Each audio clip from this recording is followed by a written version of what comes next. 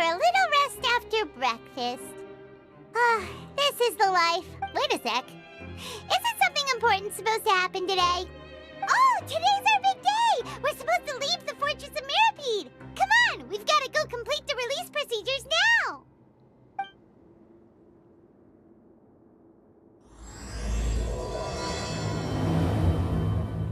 Please, sign here.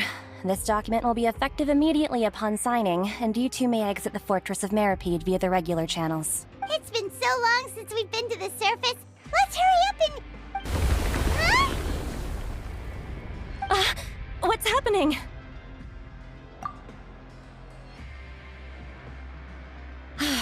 I'm fine, thanks.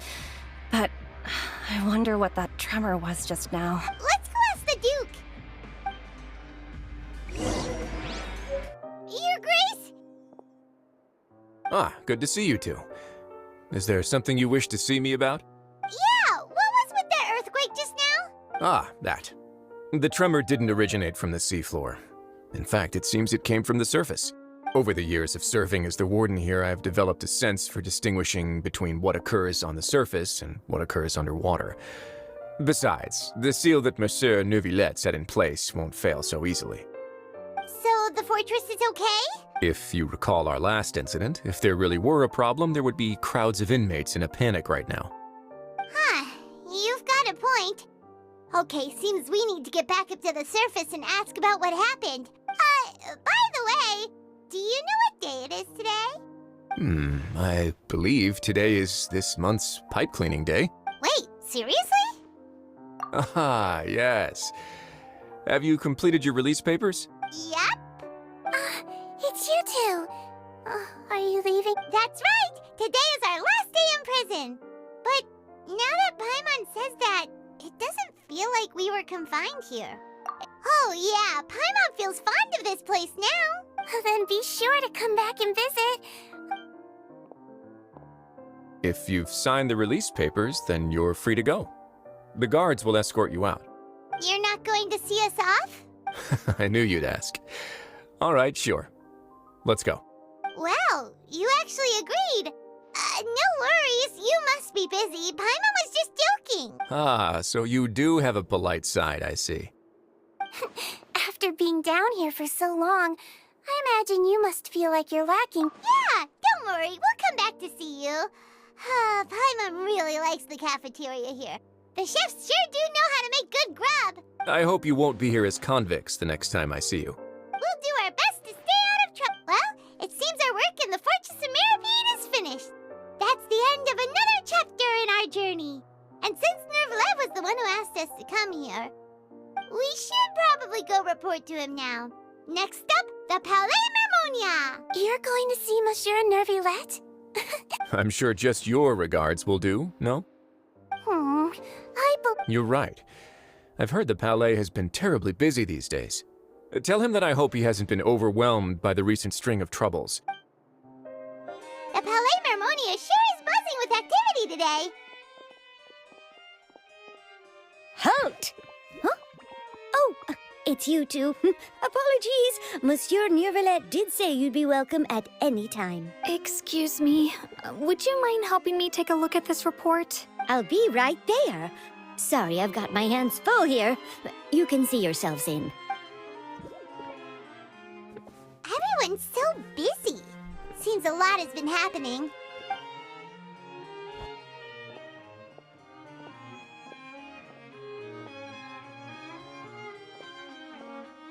Neuvillette! Hello. You've come at the right time, but you'll have to wait for just a moment, as there are some urgent matters I must tend to first. In the meantime, please, have a seat. If you'd like to have something to drink, let the Melusine outside know. That's all right. We just ate. Very well, then. Let's take a break over there while we wait for him to finish his work.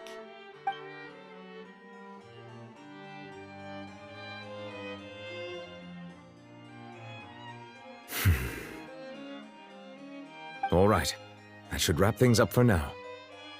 Are you done with your work? Yes, sorry to keep you waiting.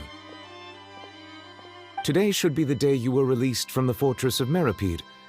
and it appears that you've managed to complete all the release paperwork. That's right, and we came here to see you right away!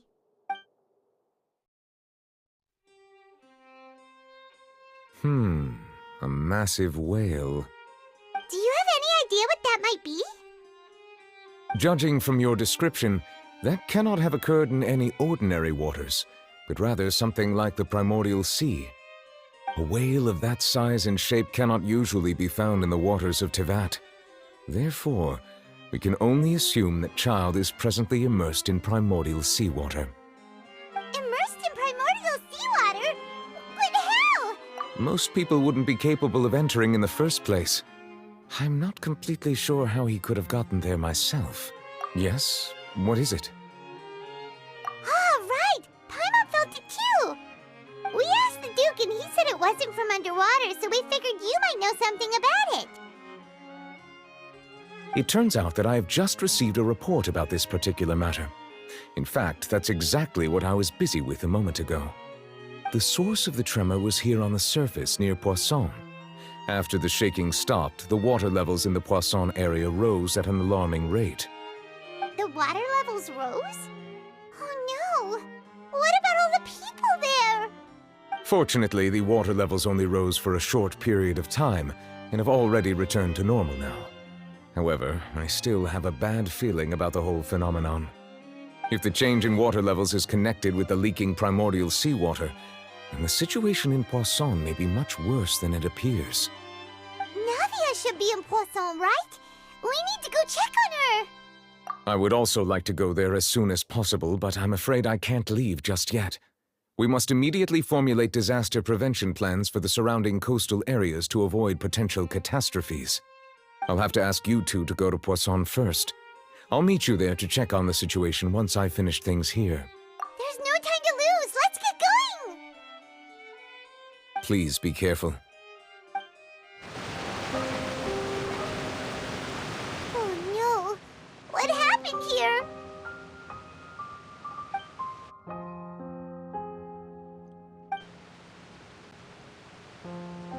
Navia should be around here, right? We need to make sure she's still... Paimon means we need to check on her. We haven't seen a single soul all the way here. Oh, this is getting scary. What will I ever do now? Look! There's someone on the roof over there! Just stay put! We're coming up! Watch your balance! All right, just hurry!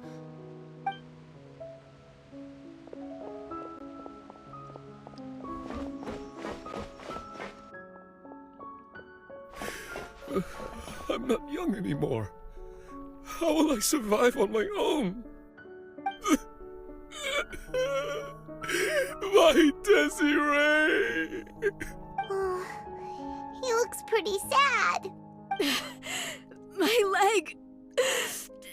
My leg! How could this have happened? It hurts! Just hang in there. Help is on the way. You can hold my hand if it makes you feel better.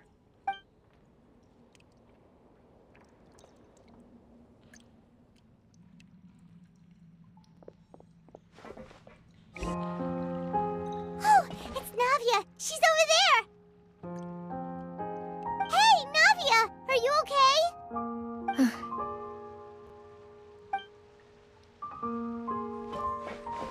You're here. We heard there was a situation in Poisson, so we came as quickly as we could. Yes. As you can see, the water level suddenly rose. It caused quite the disturbance, in fact.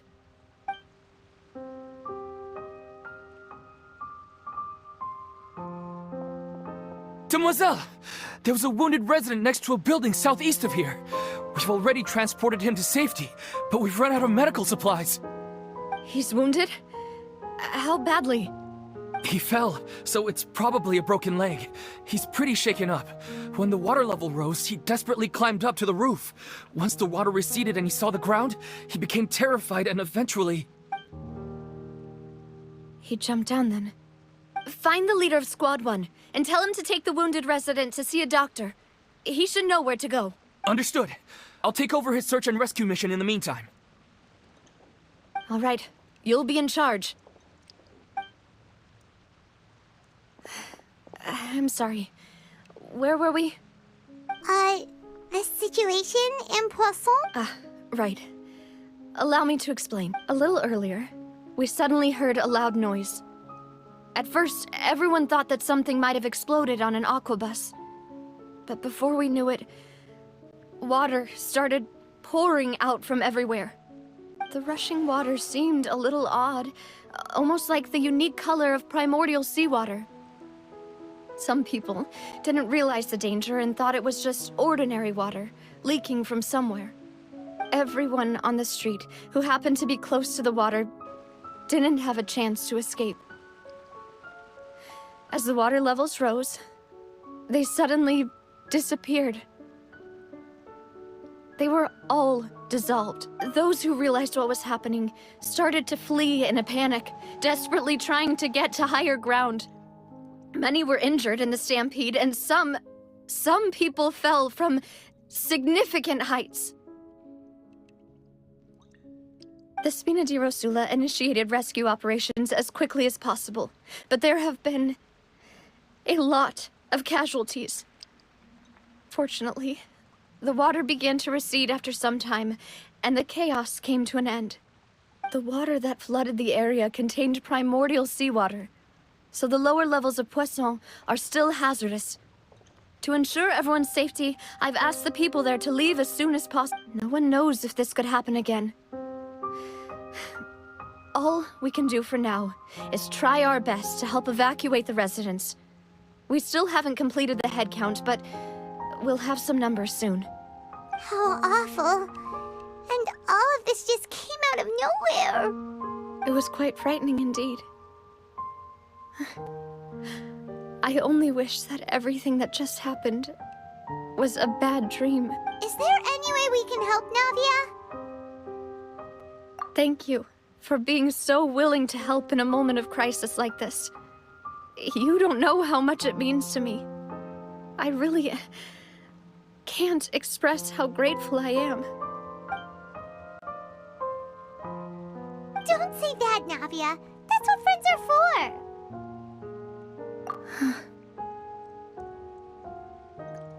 Demoiselle! We've got a situation here! I'll be right there.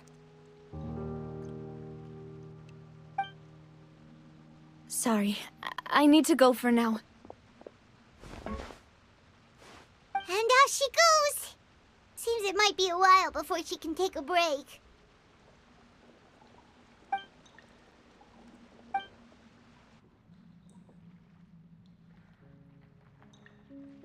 Okay, the wounded are being tended to, and we finished a preliminary head count. More support has just arrived, so I suppose I finally have a moment to focus on my own matters. Of course, we should remain ready for anything, and continue doing our best to rescue others. I'll be sure to have everyone at the Spina di Rosula ready to render assistance. Traveler, Paimon, would you two accompany me to my father's grave for a moment? Huh? Right now? Thank you.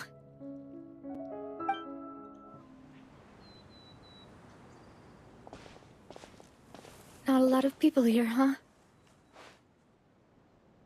Well, given the time of day and the whole situation in Poisson, Paimon doesn't think there'd be a ton of people here visiting graves. Right. That's how things are now. The living are so exhausted that they've no strength to spare any words for the dead. Navia?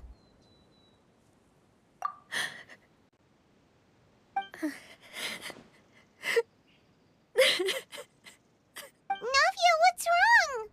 Sorry. I just... Malus and Silver, they won't ever come back here again. What should I do, Papa? Huh? What happened to them? Everyone agreed on the rescue plan, but still, I was the one who initiated it. They were helping evacuate the residents, but they couldn't leave in time, and they were caught in the seawater. What should we do? I've known them for so long, and I know they weren't afraid. But I could at least hold a funeral for my father, and I know where he rests. But as for Malus and Silver, they're just gone. I just can't.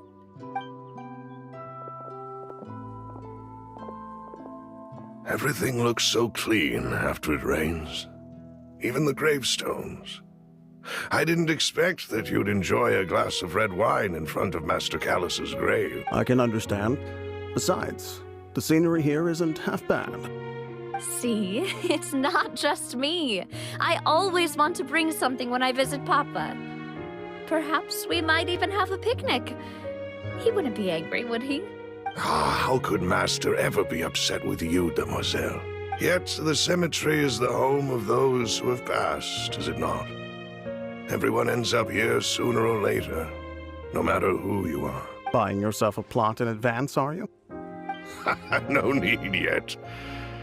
But when I do, I hope you'll let me be buried beside Master Callus, Demoiselle. Hey, stop joking around. I'm quite serious. That way, it'll save us both the trip to see each other whenever you visit your father's grave. That makes sense. In that case, could I be buried on his other side? After all, besides you, Demoiselle, the two of us could certainly be considered Master's closest companions, no? Personally, I believe we fill those shoes just fine. Why are you bringing this up all of a sudden? Seriously. All right. I'll remember your requests. But I'd really prefer not to talk about this stuff. And what do you mean by saving me a trip? I'd make the journey even if I had to visit you two somewhere else. I'd promised to let them rest in peace here. But here I am breaking that promise. I'm sorry for letting you see me in a mess like this. I don't usually cry, really. Paimon doesn't know how to help you feel better. But, well, she understands how you feel. I had always thought I could make my wishes come true. But now that I think about it, that never solely relied on me. Many things can only be accomplished with someone else's help. Malus and Silver have helped me so much. I'm so sorry. You can spend as much time as you need here, Navia. We'll stay with you. Thank you. Right now, you don't know how much that means. By the way, you can have a look at this. It's a list of victims from the incident that took place here. Obena, Khan, Burnett, Giverny. So, everyone else is safe. But still... It's okay. I know what you're thinking. And you're right. We lost Malus and Silver. But we were able to save more than we anticipated. The overall outcome indicates that the cost was worth it. Right! Don't think that way, Navia. One person might be saved at the expense of another, sure, but that isn't something we should ever consider a trade. Malus and Silver were not the price for saving anyone. They're heroes. You're right. Thank you, Paimon. What you said just now was pretty amazing, actually. I'll remember your words. Oh, really? Seems you've become more eloquent in the time since we last met. The knave? What are you doing here? Is everything going well on your side? Yes, my people are carrying out the mission according to your request. All the residents of Poisson have been evacuated, and we're preparing to relocate them to higher ground. As for these supplies, we have everything taken care of. There is no need to worry. Thank you very much. Wait, do you two know each other? We just met recently. Right, Miss Navia? Usually, I would call this a coincidental encounter, but that doesn't quite fit this time. Besides, it never even crossed my mind that a Fatui Harbinger would come looking for me. Thanks to the Knave, Spina di Rosula received generous support from the Fatui, which allowed us to complete the rescue and evacuation work so quickly. Mutual aid is essential to fostering positive developments. We were already in the area, in any case, so it was nothing. That said, I must say that you're a lot sharper than you let on. I'm sure you understand what I mean. I apologize for all the ways in which I tested you previously. We've never worked with a Fatui before, and it's extremely important for us to know who we're working with. My subordinates have reported that Fatui soldiers have been observing water levels and taking head counts in various locations. I hear that they've also prepared a large amount of emergency supplies. I'm quite surprised. This is nothing to brag about, nor do I intend to. It is simply the way of powerful organizations to act forcefully, whether they are doing good or ill. You've witnessed that firsthand, in any case. As I've told this traveler before, I know of the prophecy, and I intend to prevent the impending disaster. Lending your organization a hand was a natural first step in accomplishing that. As such, do not be troubled by this token of our sincerity. Perhaps one day, you'll also be able to help me in the same way. Without your help, there would have been many more casualties. I won't forget your kindness. Furthermore, I sincerely regret what happened to Malus and Silver. I only wish that my people could have arrived a little earlier to prevent this from happening. Don't say that. You and your subordinates did everything you could. As Paimon said, Malus and Silver didn't choose to sacrifice themselves for any specific person. And they weren't the price paid for other salvation. They chose to become heroes themselves. I've never liked hearing people put it that way. It's like trying to relieve pain by saying some noble-sounding words. But right now, there's nothing more suitable. They really did become heroes. You're right. I'm sorry for your loss, Miss Navia. Water is life to Fontaine's people, and it also spells disaster. It's no wonder that people always say that prophecies represent fate. Fortunately, I've never been one for such opinions. So, you're one who will try to change fate then? Of course. That is why I'm going to Hotel Bouffe de Thé. I still have some things to take care of, and the children need my attention. By the way, Traveler, Paimon, one more thing. Alright, then we'll just... Huh? This isn't right. Paimon thought you would ask us to walk with you for a moment so you could tell us something in private. That is a clever and useful conversation technique, which I do like to use when necessary. But there's no need today. It would not hurt to have Miss Navia listening in. Traveler, I'm sure you remember that I said we could work together when we had the chance. You and I both know that there may be issues with the Primordial Sea. Previously, it was the Fortress of Meripede's sluice gate, and this time it was the water levels in Poisson. These are both signals. Indeed. Allow me to share the latest intel I've received from the House of the Hearth's intelligence network with you. During some recent investigations, a child claimed to have discovered some ruins near Poisson. The ruins date back to ancient times, and seem to be worth investigating in many ways. Judging by the dating of the ruins, they may be related to the prophecy and the coming crisis. The situation is becoming more urgent, so any pertinent information will prove extremely precious. My people initially came to prepare for ruin exploration. Unexpectedly, this disaster struck. And at present, we're all busy prioritizing the rescue effort. So that's why the Fatui were already in Poisson. I wanted to take the children along, but unfortunately, Linny, Lynette, and Fremine have all been dispatched to higher ground to assist affected residents. Linny told me that outside of the house, the person they trust most is you, which is why I want to give you this task. The House of the Hearth's members see each other as family, but Linny, Lynette, and Fremine said that they also see you as such, even though you are not from the house. I'm sure you already understand how earnest they consider their friendship with you to be. Oh, that somehow makes Paimon feel kinda happy.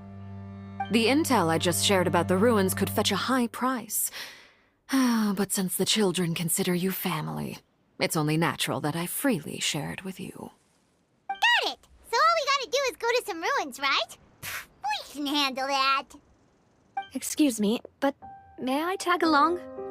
You wish to join, Miss Navia? But are you sure you're up to exploring some ruins? You need to rest. Well, I'm sad, yes. But I can't just go back and plop myself into a chair by the roadside and do nothing. There's no point in being depressed while we still have a disaster on our hands. As my father's successor, I must live up to the hopes he had in me. Besides, I'm also doing this for myself. I need something, a distraction, to keep my mind off Malus and Silver.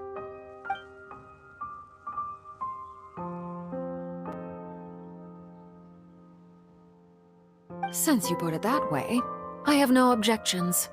What do you say, traveler? All right. The ruins are to the south of Poisson. Here's the map. Okay, the three of us will handle it. Come on, let's pack up and get going. So, are these the ruins the knave was talking about? Whoa, talk about old. They seem to be pretty ancient, all right. Let's go in and have a look. Just be careful.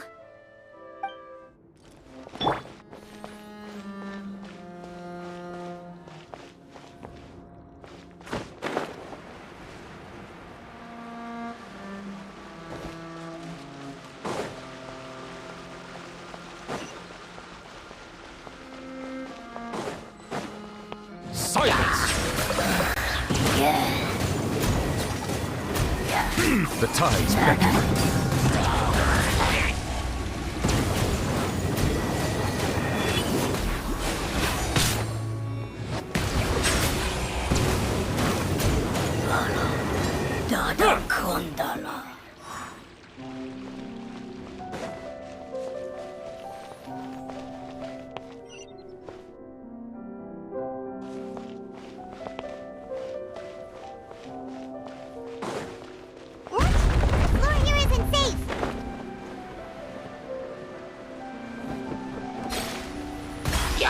Settle down!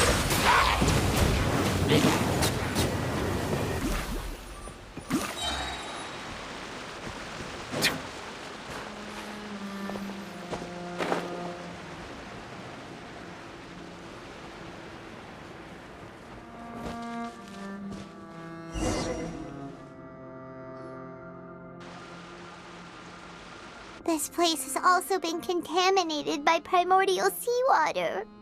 Yeah. And a lot of it, too. A Fontanian would most likely dissolve the moment they fell in. Right!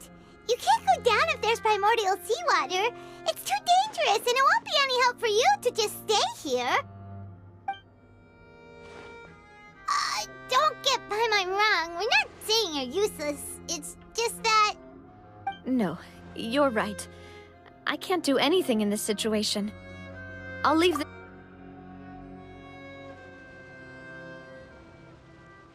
That complicates things. Maybe the only way left is forward. In that case, do you want to wait for us here? The water levels here are unstable, and there's a chance the water will rise. So staying here wouldn't be safe either. I'll go together with you. Perhaps we'll find the exit just up ahead. All right. Come with us for now then, but please be careful.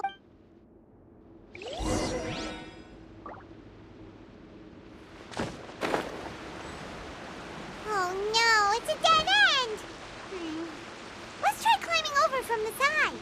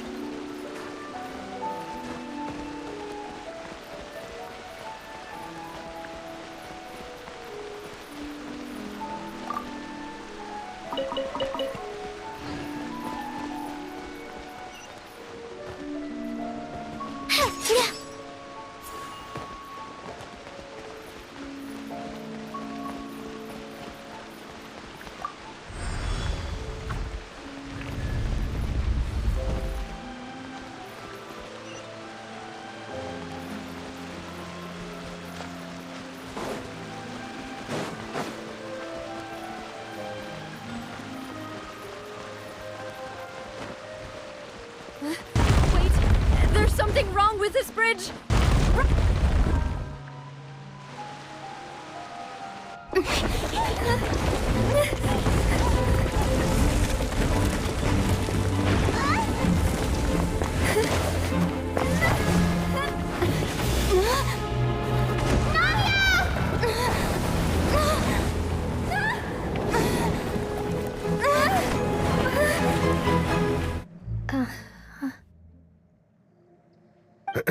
Demoiselle? Huh? Demoiselle, what are you doing here by yourself? Would you be standing here till dark if I hadn't come to get you? Maybe she just wants some time to herself, Malus. Hmm? Oh, was I sleeping? Yes, it would appear so. I must be tired. That's quite possible. However, you were the one that suggested we go out for a walk. Oh, right. I nearly forgot. It must have slipped my mind when I dozed off. I haven't had a nap today yet. This is a familiar feeling, yet something's a little strange. Is something the matter, Demoiselle? Oh, no. No, I'm fine. I was just trying to recall why we came out for a walk. Do you remember Mr. Giverny? He'd requested our help before with foreign merchants who had a debt dispute with him, and we'd resolved the matter not long ago. We were headed to see how things were going with him at the moment. Ah, right. Yes. I remember now. Oh, Miss Navia. Ah, Mr. Malus. And Mr. Silver, too. It's good to see all of you. How have you been? I've been great. Thanks to your help, those bothersome merchants finally realized that I wasn't the one they were looking for. Why, I wasn't even the guarantor for that person. They were knocking at my door day and night. Even my neighbor, Obina, was getting fed up with them. Sometimes force is required to calm someone down and get them to listen to what you have to say. That's right. Oh, by the way, Burnett, what was it that you wanted to give to Miss Navia again? Oh, yes. One moment, I have it right here. Miss Navia, these are some flower seeds that I prepared. Please take them. They're a very good variety, and they'll become very big and beautiful once they bloom. I don't know what we would have done without your help, so this is a little token of our appreciation. I hope you won't refuse. Ah, did you cultivate them yourself? Thank you so much.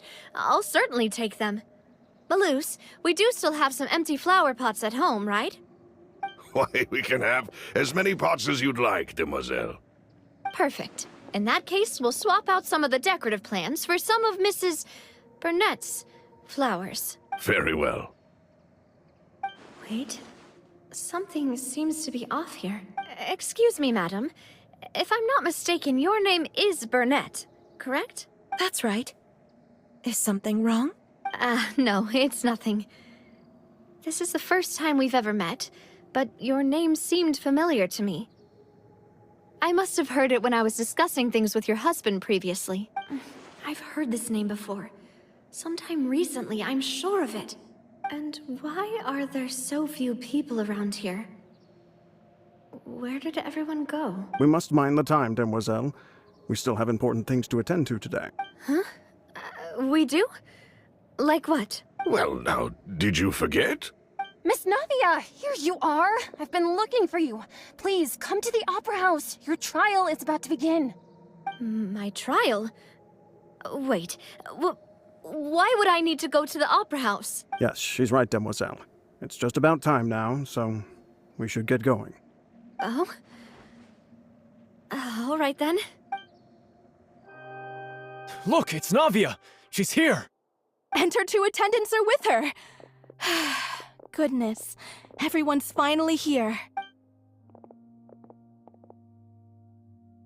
There sure are a lot of people here to see the trial.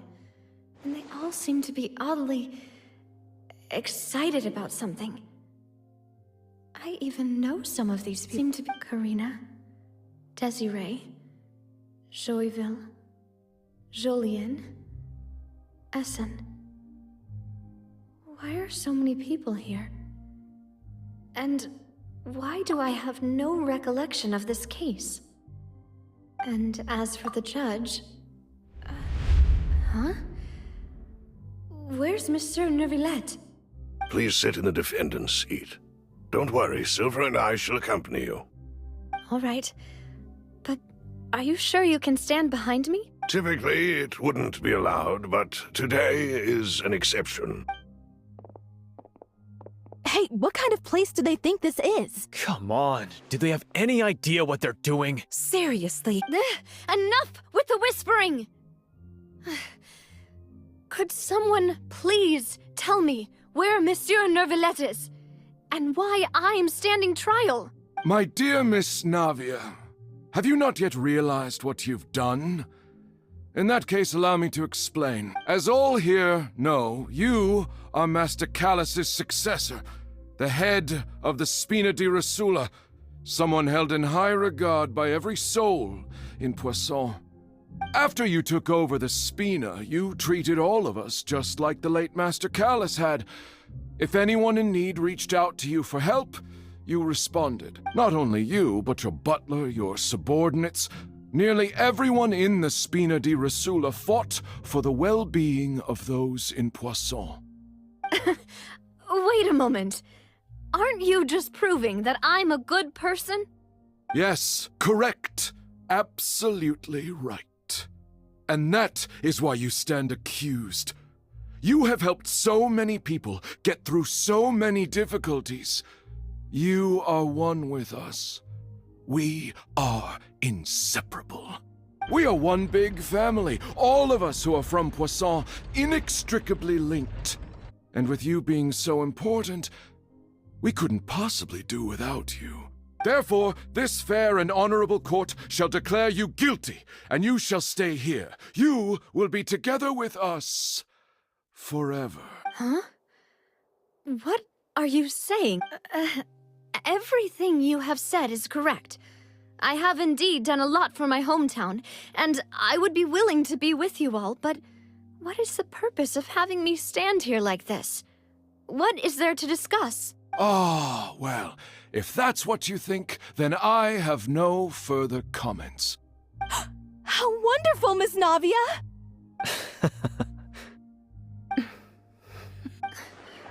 I know all these people. Why are they laughing? I seem to remember now. Yes, I get it. This trial is... Wait just a moment. This isn't right! Malus? What was that, Mr. Malus? Our conclusion is very clear and unanimous. Let the court judge her now. She's guilty! Stay here, Navia! You're one of us! Demoiselle, don't admit guilt.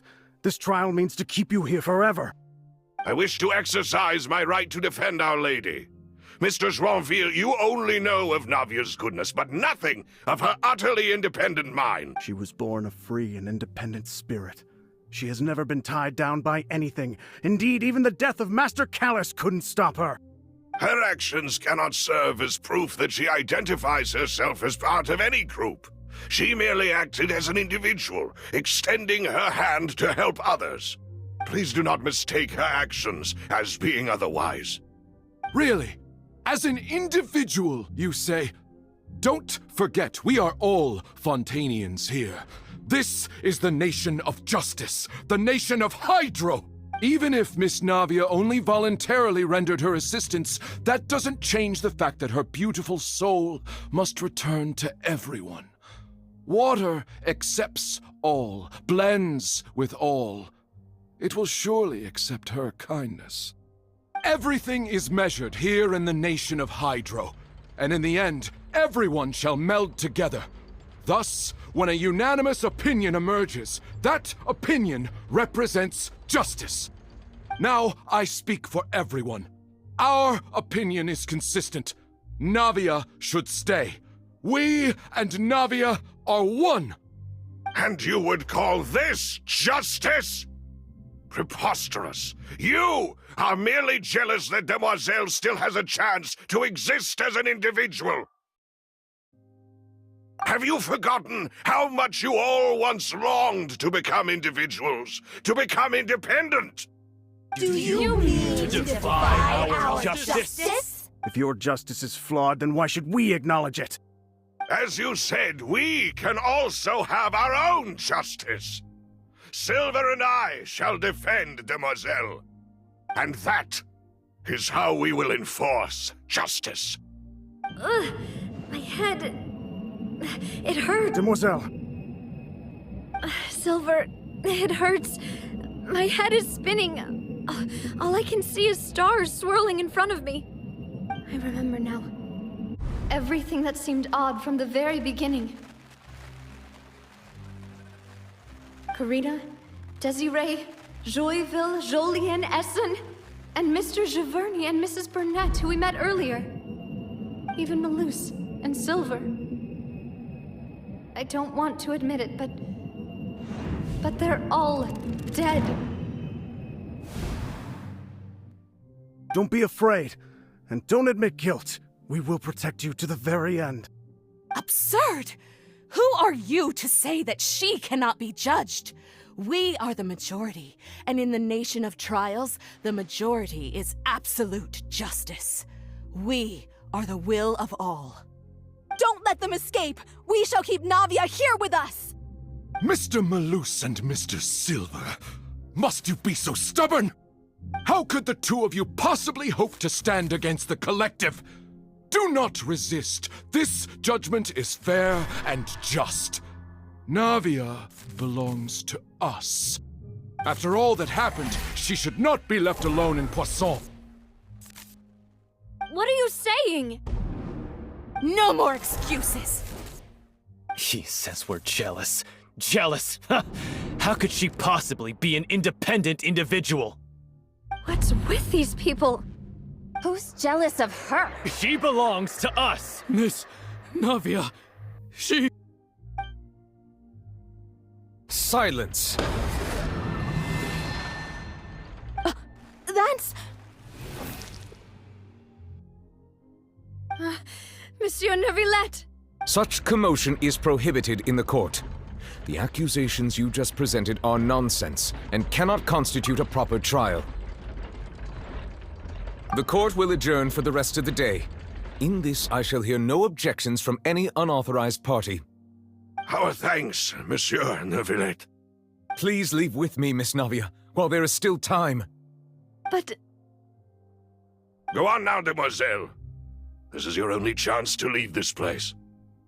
What, can't bear to leave us behind or something? Malus. My apologies. I couldn't resist making one little joke once I realized that this shall be our last goodbye. Malus. Silver. Quickly, you must come now. Goodbye, Demoiselle. Farewell. No, wait! Just a second! Navia? You're awake. Good. I must have been dreaming. Malus and Silver were still alive, and they were defending me at some insane trial. It looks like you're all right. Did all the sad feelings cause you to have a nightmare? Paimon could give you a hug. The ruins you were exploring suffered a cave-in. When I arrived, I found you falling toward the water. You were just about to be dissolved within, but I...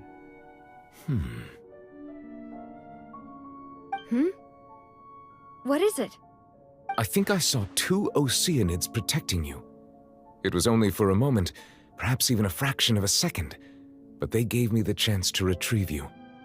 Were it not for their intervention, I would not have been able to rescue you before your consciousness dissipated. Wait, did you say Oceanids? You mean like what happened with Vache? Perhaps those two Oceanids were the people you saw in your dream. I always told them that they didn't have to protect me. To think that they'd keep doing so even after death. Please come with me.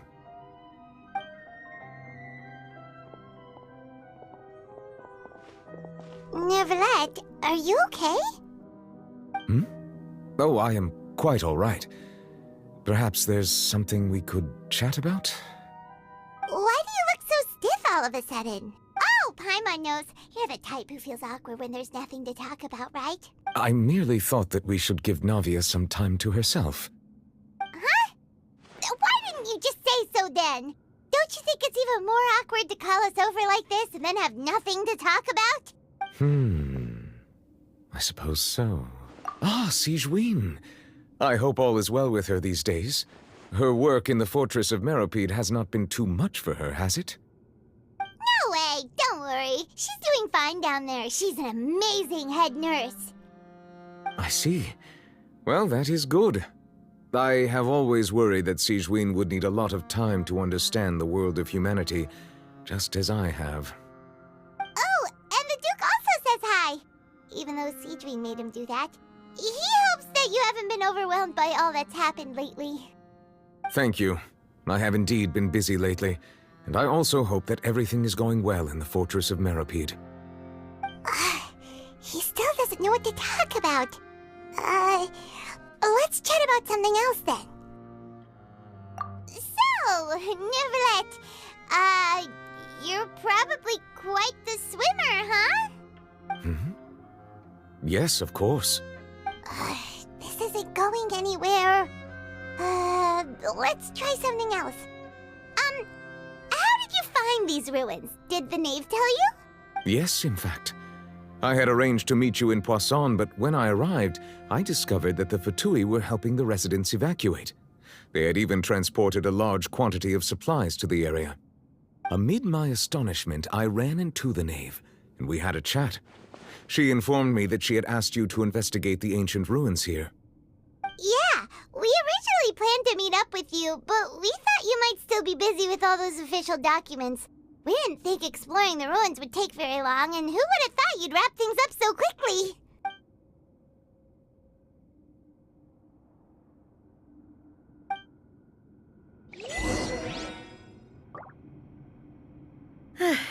I'm sorry to have kept you all waiting like that.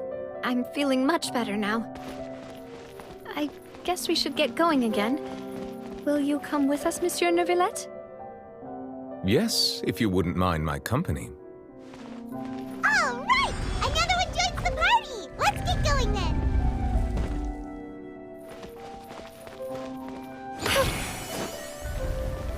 The tides beckon. Bow your head.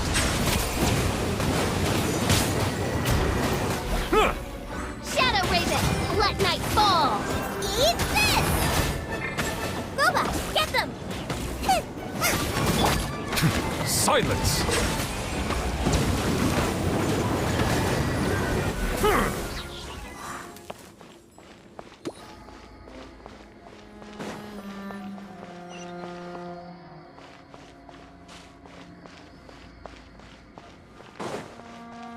Oh no, another unstable path. Watch your step.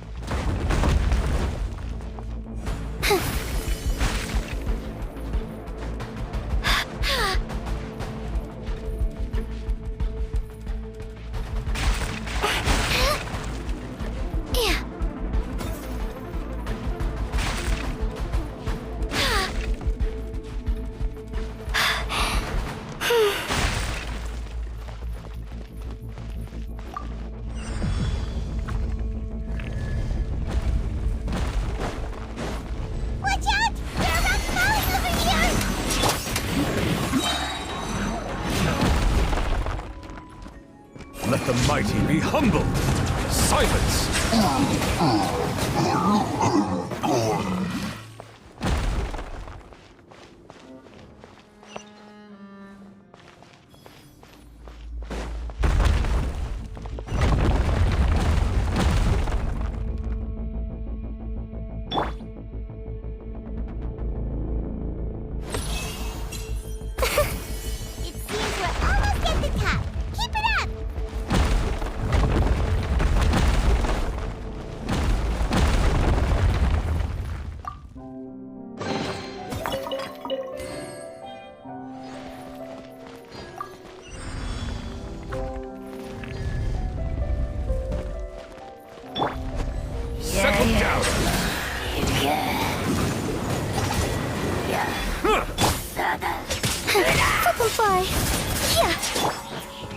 By royal decree.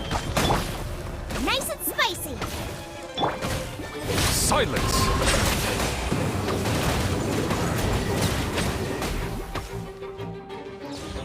Midnight Phantasmagoria. The tides beckon. Bow your head.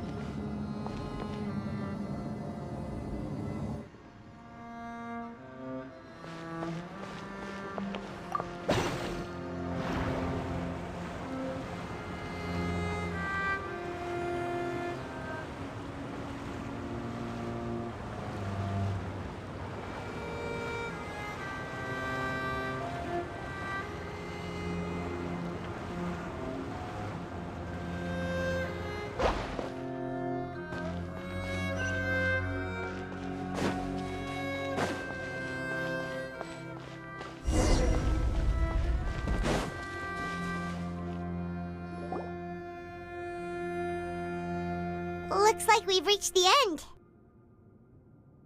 This is the place. There should not be any other hidden spaces in the vicinity. The path sure had some twists and turns, but it turns out that this place isn't actually that big.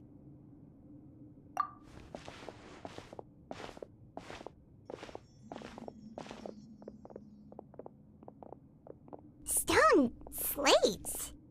It seems like they were put here as an offering. Could we take them down and have a look? Perhaps we should just leave them be for now.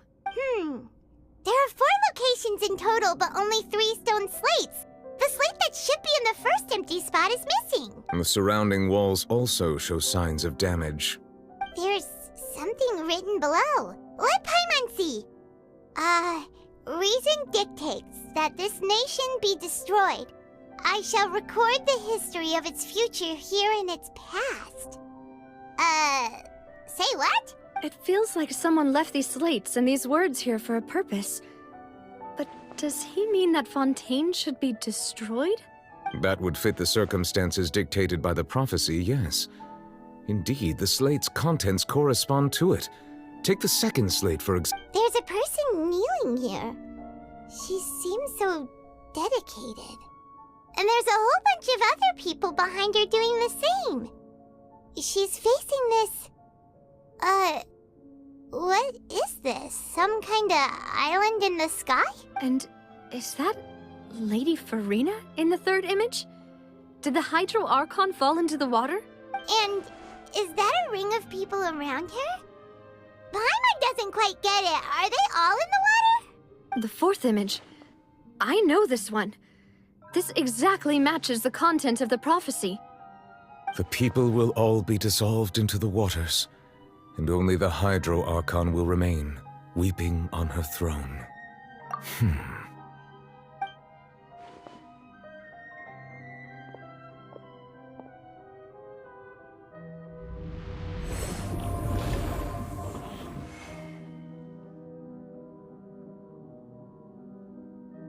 More information should be hidden in these slates, but I fear I cannot easily uncover it, most likely due to us missing the first slate. I am very sorry.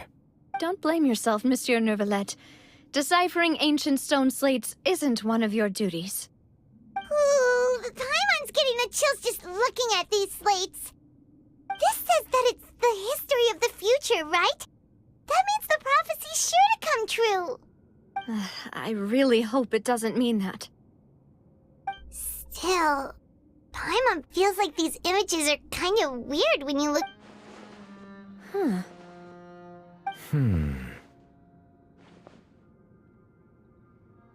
That's right!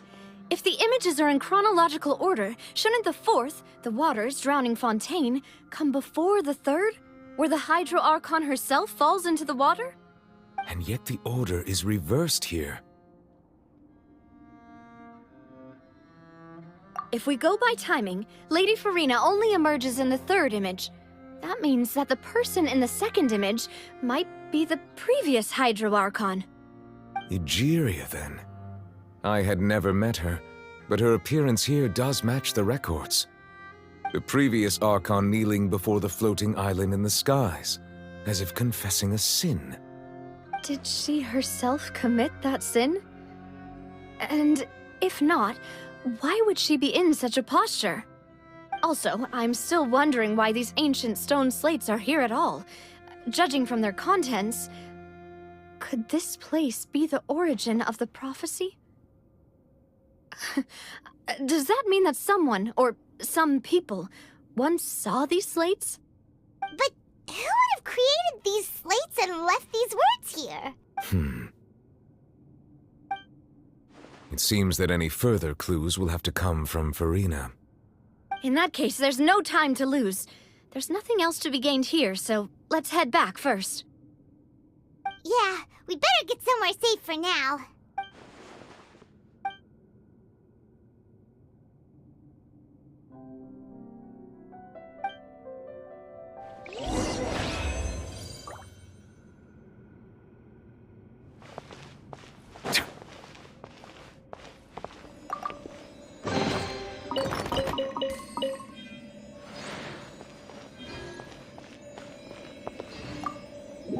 Let's split up here.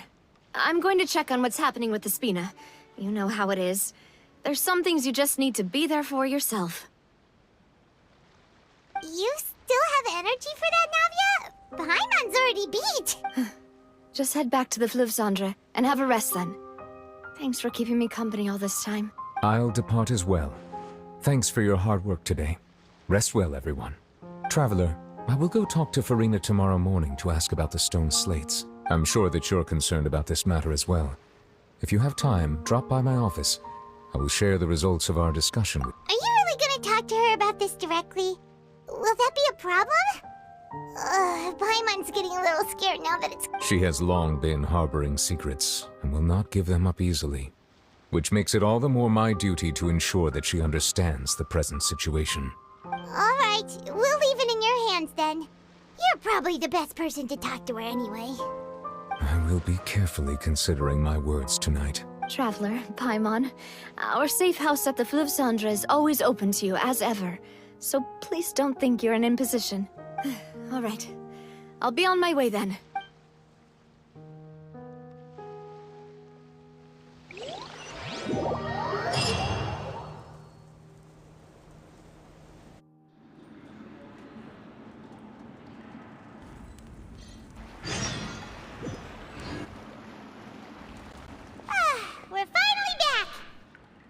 Welcome back. We've got a special menu prepared for you two tonight. Yay! And there's good food too! Navi, no, the boss is the best. Ooh, desserts! Nice, these are all Paimon's! Paimon's already starting to forget what happened today. Oh, that voice. Is that who I think it is? Huh? It's...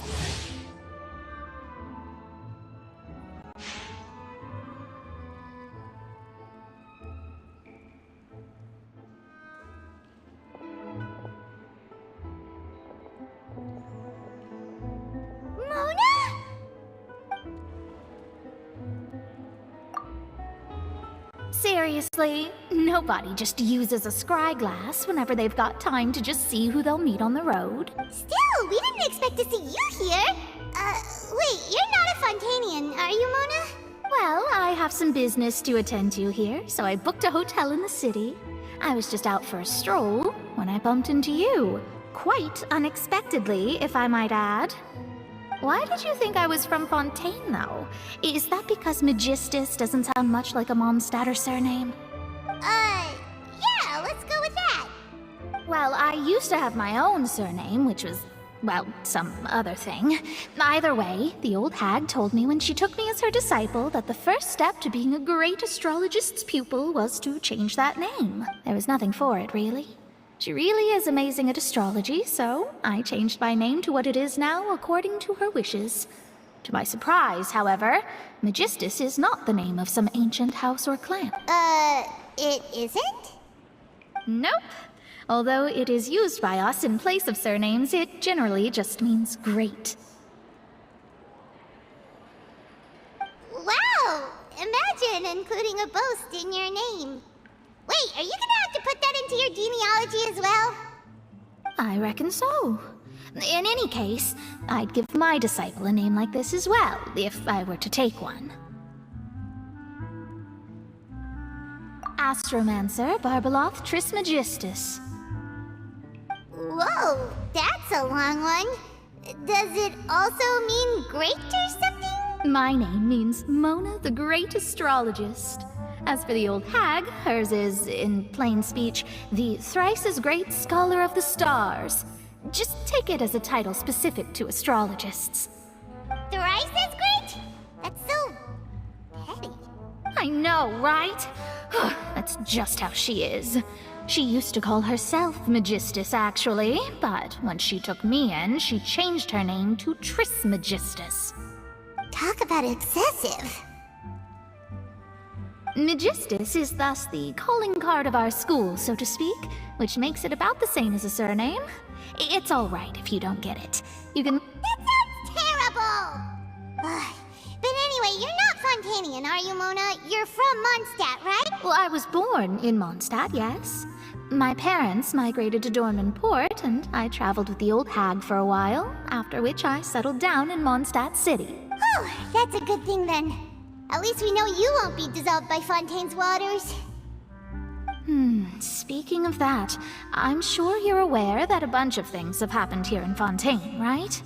I know you're not a local, but I'd avoid getting too close to any water that looks strange all the same. There's something ominous about it. Well, the water, I mean. That was the main reason, yes. Just a while back, the Steambird invited me to take part in a panel and speak about the circulation of the prophecy as an astrologist. The invitation was sent quite early on. I don't think anyone expected Fontaine to be in this much trouble. What do you make of that prophecy, Mona? Just tell us what you think as an astrologist. Your word would go a long way to make things more certain and less scary. What I can tell you is that I'm an astrologist, and that this prophecy concerns the fate of Fontaine, even that of all Tevat. Ascertaining this is akin to reading the fortune of the whole world. I'm afraid that this is not something that just anyone can do. If I could do it, you would no longer call me an astrologist, but a visionary. But on the flip side, the prophecy is so huge and powerful that it must surely come from a powerful visionary. Its contents involve the fate of the world. Disregarding it would be a mistake. A visionary? Sounds really powerful and all, but does such a person really exist? Of course. The old hag could do it, and I'd bet there are others amongst those Hexenzirkel colleagues of hers who could do something similar. Huh? Are you sure? All right, I'll help you. It isn't often that I see you with such a serious look on your face. I'll tell you once I hear back from her. Thanks, Mona! You're amazing as always! Oh, well, this is something only I can do after all. So yes, your praises are quite welcome. That's the greatest of astrologists for you! Of all the people we know, you know the star's the best! Indeed, indeed. That's the spirit. Oh, sorry. I came to see what all the commotion was about. If there's anything you need, do not hesitate to inform the Spina di Rosula. Oh, whoops. Guess we were getting a little too carried away there. Well, I'll go tend to my own business now. If I receive any news, I'll be sure to come find you two again. And there she goes, quick as rushing water. And here we are with the Spina guy giving us suspicious looks. If Paimon hadn't spoken for you, it'd be you getting all the weird looks. The things Paimon does for you. That's more like it.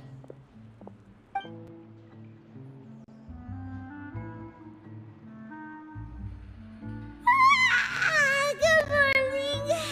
To be honest, Paimon's still feeling kind of kinda sleepy. But it's time to get up, Traveler. We agreed to go see Novelette, so let's pack it up and get going.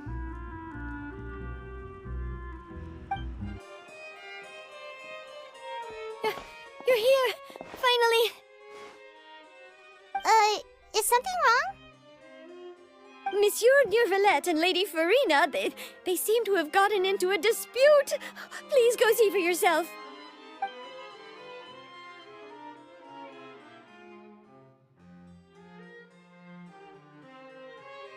Like I said, I've already explained everything. And yet the problem has not been properly solved. There is little space for excuses between us. It is not my intention to offend you, but please, tell me where you stand. You are the Hydro Archon Focalor, are you not? Look at this. This is a list of the victims from the recent Poisson incident.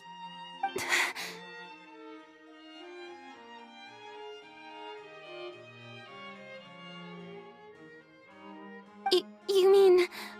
they're all... We did not arrive in time to avert this disaster, and I will not have it happen again. I will say this once more. You must tell me everything you know. Yesterday, I found 3 stone slates in some ancient ruins near Poisson. Do you know anything about those? Seriously? You're questioning me like this is a court case now. I don't know anything about that. But you found them in some ancient ruins, you say? That's correct, which is why I came to ask you some questions. There should have been 4 slates, but one of them was missing. The other 3 feature different images that seem to correlate to the prophecy. The prophecy? The second of these slates depicts the previous Hydro Archon Egeria kneeling before a floating island in the sky, as if confessing something. Do you know nothing of this either? I don't. I've never seen such slates. I'll ask you again. Do you really have no information regarding the previous Archon? My deciphering of the slates indicates that the Hydro Archon Egeria once had to confess to, or apologize for, a certain sin. If anyone would know about it, it should be you. All gods don't have the same secrets, you know. She was herself and I'm me. Is it really so strange that I know nothing? I understand your concerns, but I'm sorry. I just don't have anything to tell you. Forgive me for saying this now, Lady Farina, but I have long known of your various secret investigations into certain matters. There are several indications that you have been investigating the prophecy on the sly. This is not strange in itself, considering that you are the Hydro Archon. But it is strange that you should also claim to not know any of Egeria's secrets, as well as do nothing following your inquiries. You have never been as superficial as you have presented yourself to be, nor are you a fool. And yet, your behavior is very inconsistent.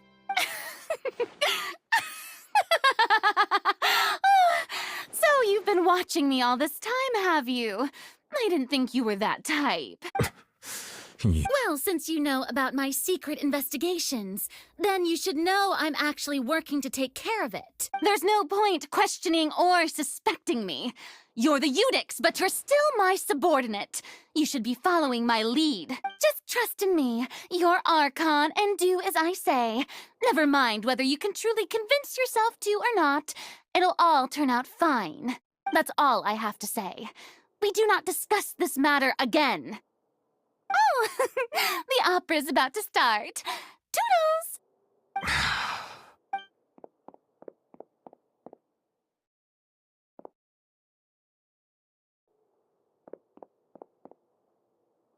Did Farina not notice us standing by the door? Wonder what's up with her. She was smiling. She didn't seem in the mood to care if we were listening in or not. I assume you've been outside for a while now? Oh! You noticed!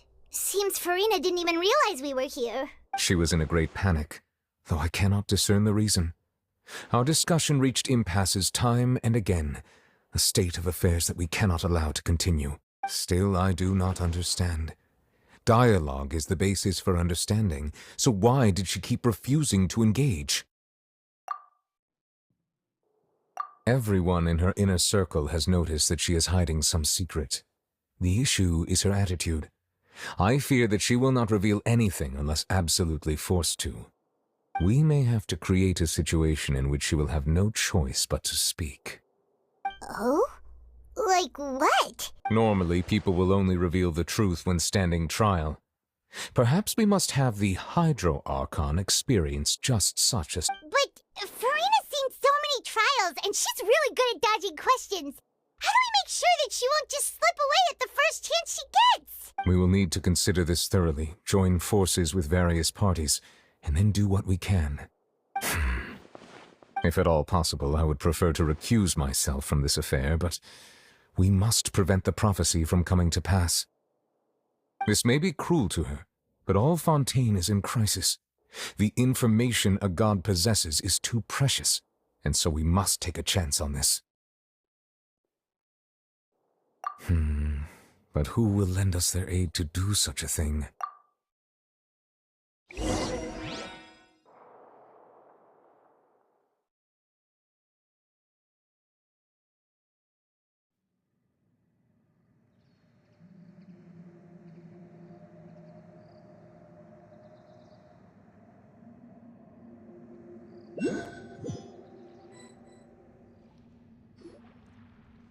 Well, that's everyone, huh?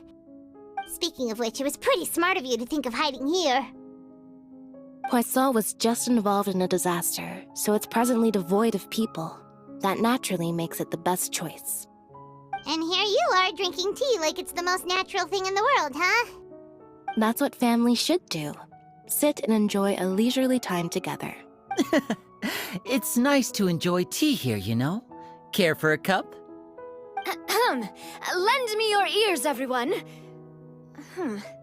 Or perhaps one of you might like to start us off. How about you, friend? Me? No, I don't think I can. Then, how about you, good sir? I fear that I will cause the mood on this boat to become as somber as it is in court. Well then, I guess we're lucky we've got a local like me to organize things. Wonderful, the spotlight at last. I guess I'll be facilitating things from here. That was a little long-winded, don't you think? Oh, you might be right. Anyway, to cut to the chase, our friend here, the Traveler, has brought us together to discuss something. As for what that is, well, let's start by saying that we'll be pooling our efforts together to create a series of traps. Oh, how intriguing. Well, it's just an expression, really. One that I just learned from Chlorand, and used on the spot. So, let's invite her to explain in detail. A round of applause, please. Huh? Didn't you say that you would be facilitating this? Oh, come now. Your work doesn't involve much public speaking, right? This is a good chance to practice. You might even pick up some fancy oratory tricks to impress your boss with in the future. I see. And what does my boss say? He is glad that you consider him your boss. Do go on.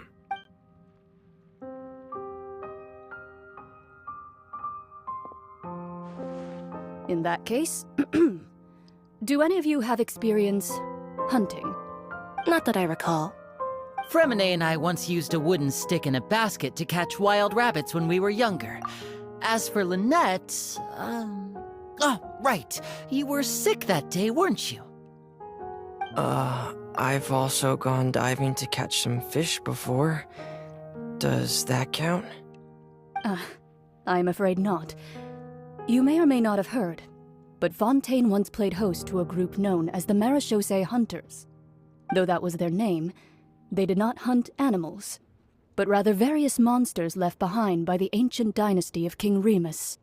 Today, Fontaine's monster population has already thinned greatly, so the hunters have blended back into society, taking up arms in other lines of work. They even left a unique methodology of hunting in their wake. A trap comprises of the following components: bait, a trigger, and a containment device. Sometimes a lethal implement will also be necessary to deal with the prey. So, if we were to build a trap together, right now, what would you choose to build it with? For me, I would prefer something basket-shaped. Pigeons and rabbits will see the bait and naturally enter the snare. Our line of work requires a deft hand, and we're some of the best in the industry, so you can count on our techniques. You used some of those techniques while moving the people of Poisson, didn't you? My subordinates mentioned that you even performed some magic for the bawling children. Yes, and I even managed to gather some intelligence in the meantime. I'm quite the multitasker if I do say so myself. I'm afraid I can't claim that as my strong suit. I prefer more stable methods, like placing bait in the water and waiting for the fish to come within reach. That's the kind of method I would count on. Calm and steady. Exactly the kind of person who would catch loads of fish. And I can be their assistant. With discretion, I'm sure. I'd probably use some sort of mechanical animal. Papa once bought me some small clockwork squirrels, mice, and such. When placed in the forest, they can attract others of their kind. I remember that you liked those too, didn't you? I did. And that would be a good way to go about it. If they're realistic enough, animals of the same kind will follow them all the way to the trap. What about you, Monsieur Neuvillette? I fear I do not have any related experience. That makes sense. You usually solve problems directly, without the use of any such tricks. But I do have one more question for you, Monsieur. If we were to create a trap now, how would you design it? I would like for it to be effective, but bring no harm to the prey. A more gentle trap would be ideal. Kind, as always. However, our intention doesn't necessarily change the containment device and the type of implement we need. If we wanted to kill the prey in one strike, we would need a powerful implement. However, that also goes for prey that must be captured and safely contained. Wait, why's that? Only a hunter who's a true expert at subduing their prey can snare it without harming it. The line that divides life and death is often exceedingly thin. So are we going hunting together? We hadn't thought of seeing ourselves as hunters. It kinda works, but maybe it's still not the best metaphor. If our means of capturing and dealing with our prey is to put them on trial, then the hunting metaphor is actually quite accurate. But we shall require much more courage than any hunter to judge a god, a being whose seat is an exalted throne. Oh, so that's what's going on. Sounds very interesting.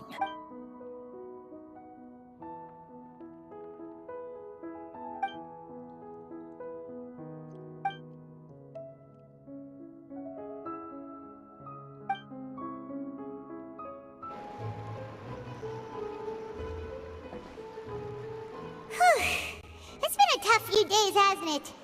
So much has been happening. Paimon didn't think the meetings would go on for so long, but everyone seemed pretty fired up, huh? Paimon thought they'd be at least a little frightened. Well, Fremine was, now that Paimon thinks about it, but everyone else just looked a little surprised. Well... It's hard to say. Paimon doesn't have any experience with this sort of thing. But with you around, Paimon sure will do great. After all, you're the most reliable person in the world, aren't you? Did you just pour some tea? Paimon didn't notice you doing that at all. Then what's that? Paimon's never seen that cup before. Don't be frightened. I'm just joining you two for tea.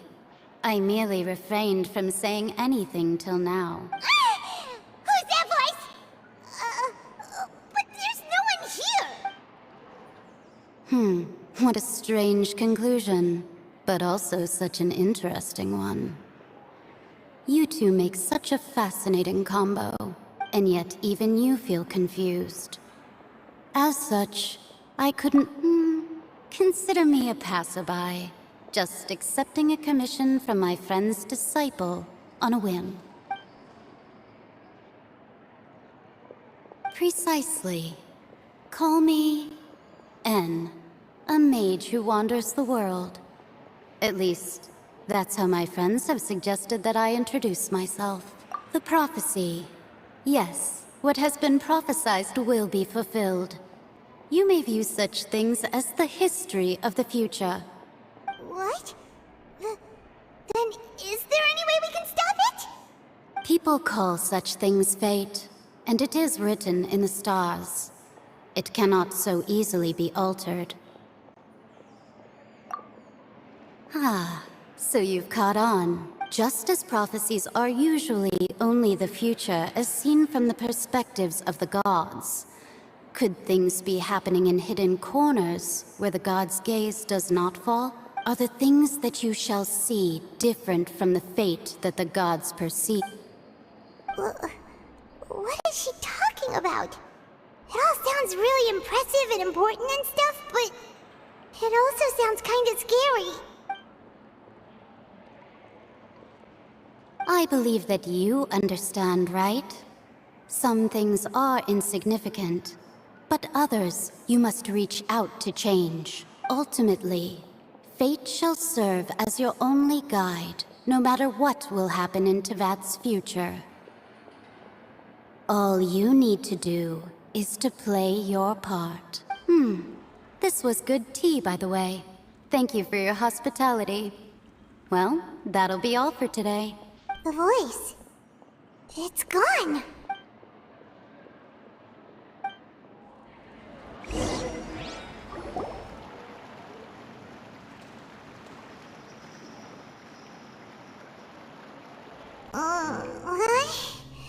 I want to hear someone talking. All right, coming. Hey, it's you who's getting lazy, okay? Well, I see I've walked in on some lively banter. Luna! Fine, just fine. I went to take part in that Steambird panel. It turned out to be more interesting than I expected. Not all Fontanians are pessimistic about this. One journalist mentioned that sitting around and waiting for the end to come would be wrong, and that they should make their own rescue preparations. Did she have pink hair by any chance? Why, yes, it was Charlotte. I assume you've heard of her, no? That daredevil. I'm in full support of her view. Prophecies are very important, but how can people allow their lives to be commandeered by just a few words? That's right! Paimon's glad to hear something sensible for once. Ah, yes. About what we had discussed before. I did try, but I'm afraid I couldn't reach the old hag. I'll try again tonight, but I wouldn't get your hopes up. Huh?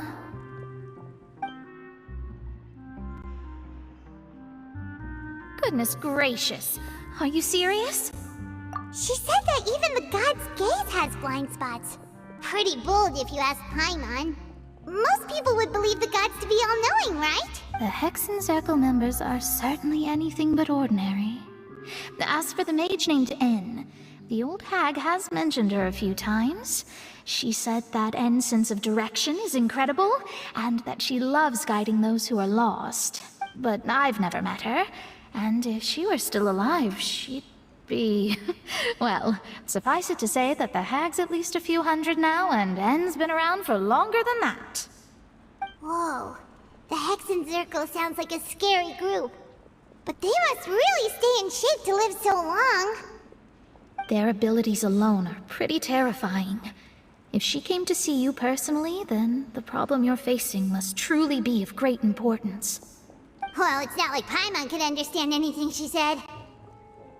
Yes, she was quite cryptic, but I suspect she means that there is still a way to turn things around. She didn't say when or what that would be, though, so perhaps it is something that you cannot know right now.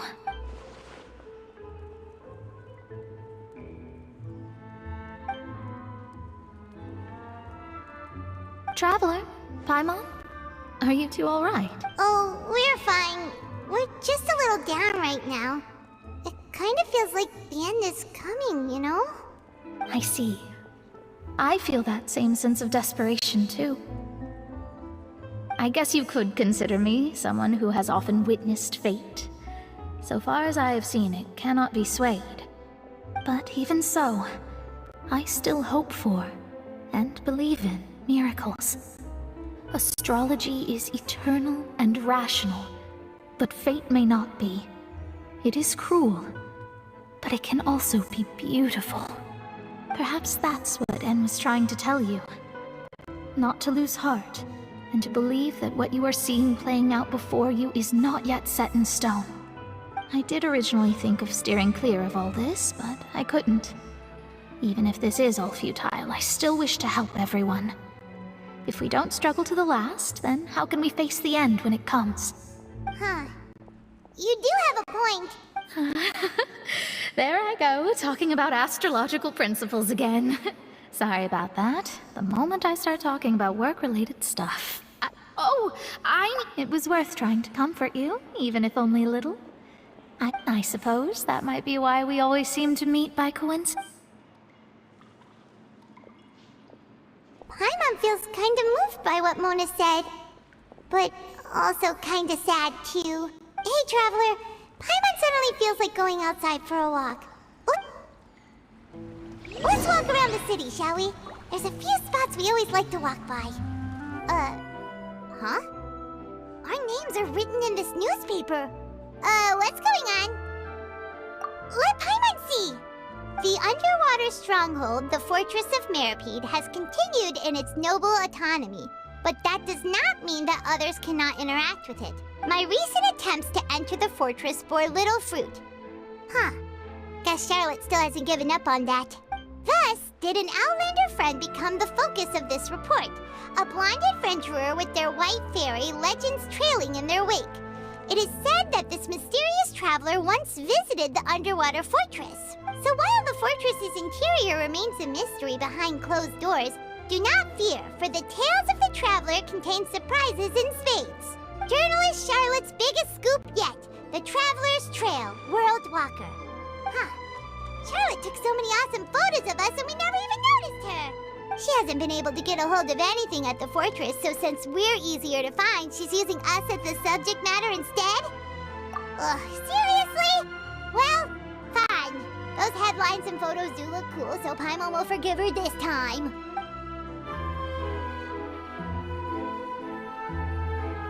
We're here! Paimon's hungry. Should we go in and get something to eat?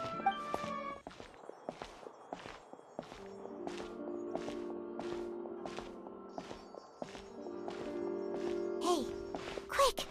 Look! That's the limited edition only 16 slices a day cake! It was so delicious the last time we tried it! Despite the tense situation we were in, let's give it another go! Paimon's sure it'll be great! One slice of cake, please. Someone showed up after all! Oh, wait, you're the one from the Palais Mermonia. Oh, are you here to buy cake too? It seems Monsieur Nervalette was right. You really can eat. Wait, did he really say something like that? That's right. Even he has his own preferences when it comes to food. As for me, I love the cake and coffee here. Do you come here often? Usually every day. Every day? It's part of my daily schedule, apart from work. I shall have my cake and coffee. Then what if someone told you one day that this place would be closing soon, and you wouldn't get to eat cake here anymore? What would you think? But why would it close?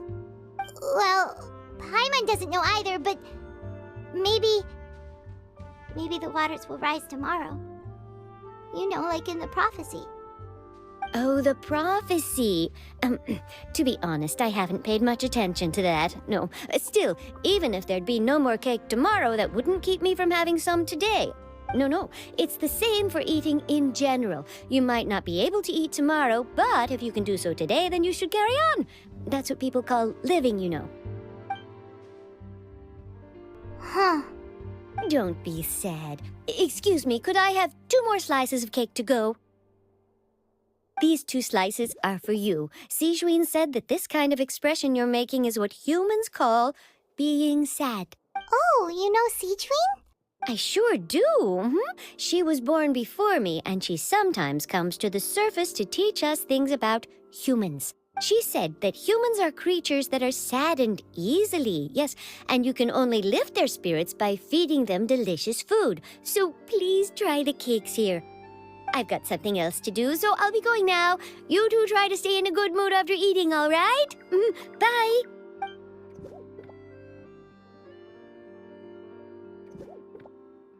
And there she goes. All right, let's dig in. I'm sure this cake will be delicious.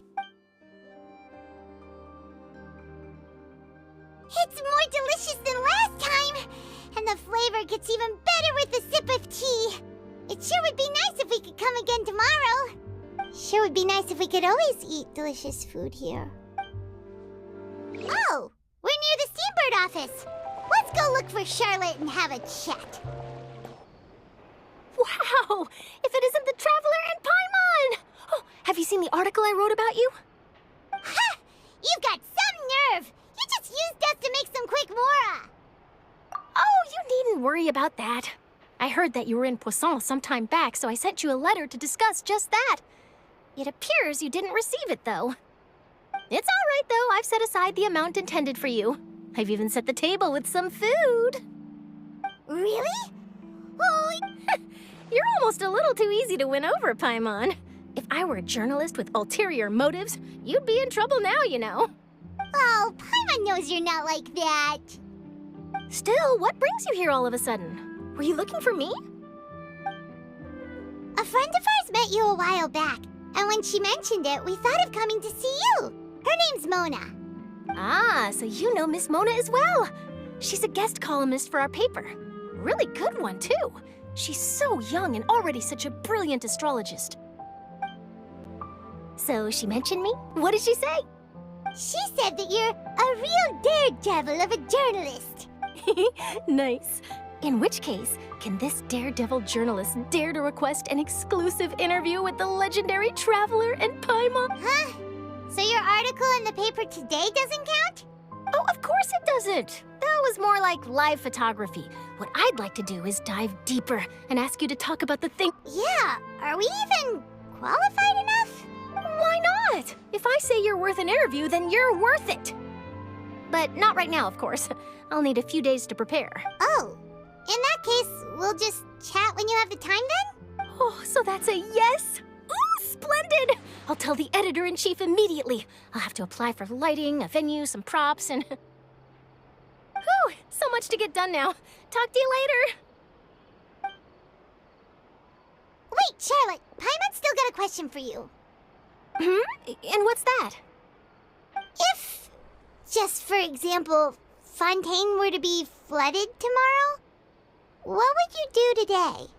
Huh. That's the prophecy you're talking about, isn't it? I mean, I do hear about it often, but I've never once thought that the day could be tomorrow. If you're seriously asking, then I might try and think of a way to leave Fontaine. Oh, but I'm still a journalist first and foremost. That means I have a duty to be reporting from the scene. And secondly, I wouldn't forsake my homeland that easily. From what I've seen, most people don't know what they'd do should the worst come to pass. In truth, it might be better just to behave like normal rather than worry over such an end. So in all likelihood, I'd probably still be prepping at the office for that interview of ours. I know what you're thinking. That sounds a bit sad, but I've always believed that it's best to do what you enjoy. Just think about it. If this nation really were to be suddenly destroyed tomorrow, but I still successfully finish an exclusive interview with a truly unique person, then the story I would wind up writing would truly be timeless. And then do you know what I'd do? Well, I'd write that story, send it for printing, and use messenger pigeons to get copies out to the various nations as soon as possible. I'm not a dreamer, nor am I a workaholic, but I do love my job, and I'd be proud of leaving such an article behind. I guess you could say that I was born to be a journalist. But anyway, that's my answer. And on that note, I'll get back to my preparations. That's so nice. All of a sudden, Paimon actually kinda envies her. Anyway, let's go and take a look at the sea, shall we?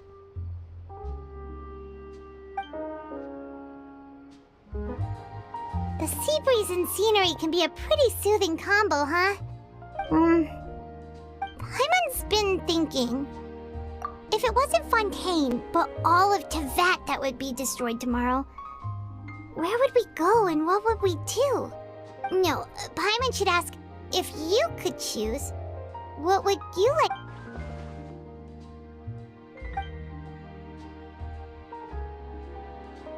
We've always been moving to the next destination, so we haven't spent much time thinking about these kinds of things.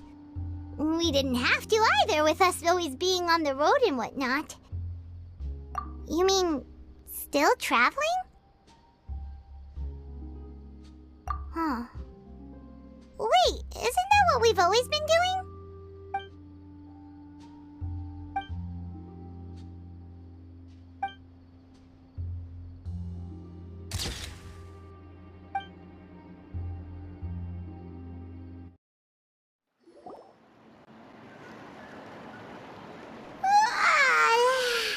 Feels like you'll grow mold if you stay here long enough. But it's still better than the Fortress of Mirapede, that's for sure. It's not only damp there, but salty too. Ah, so the two of you are still here. Wonderful.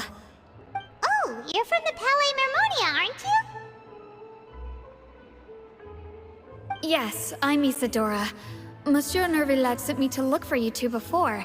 I heard that afterward you went to the Fortress of Mirapede. Not at all. I'm well aware that you're friends of his. Actually, I'm here to pass along a message from him. Yes, inside the Opera House. The Maréchaussée Phantom has declared the incident a small-scale riot. A riot? Well, that said, I don't personally think it was that serious. Lady Farina was watching a performance at the Opera House, and while she was resting during an intermission, some other audience members suddenly started harassing her, loudly accusing her of doing nothing about the prophecy crisis. And before she could respond, others started to join in. The crowd continued to grow, and protests against the Hydro Archon started to break out. So people have started to put the blame on Farina. Guess they finally found an outlet for the pressure they've been under due to the prophecy. I agree. People will naturally rely on gods, as is customary. But the moment people feel threatened, gods are also the first to be blamed. So what happened after that? Is Farina okay? Seeing that the situation was spiraling out of control and that further argument was pointless, she claimed that she'd gotten tired of this and left in a hurry. The Maréchaussée Phantom had their hands full maintaining order and did not catch where Lady Farina had gone. Only when things had stabilized did we realize that she had gone missing. So, you mean she's still missing? That's right. The Maréchaussée has dispatched many people to search for her, but we don't have any leads yet. That said, I don't think there's much to worry about. She is a god after all. Even if she were to fall into the hands of rioters, what could ordinary people do to her? Good. Monsieur Nervillet sent me to tell you about the situation, but he didn't say anything else. Don't worry, this is more than enough to go on. Thanks for keeping us informed. Ah, is that so? Well, alright then. In that case, you two take care. I'll be heading back to the Palais now.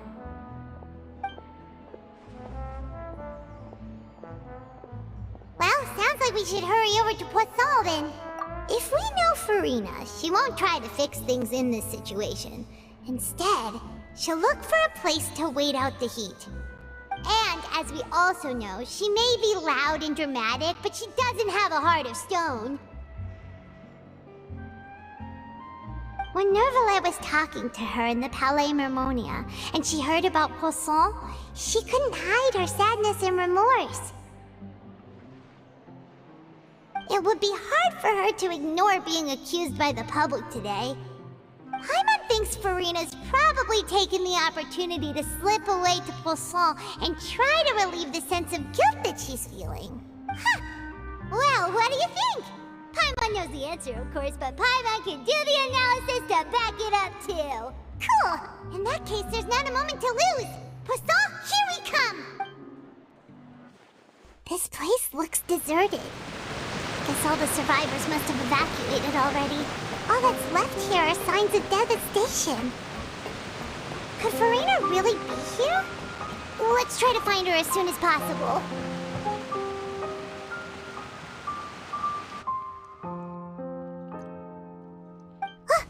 That's Farina, right over there.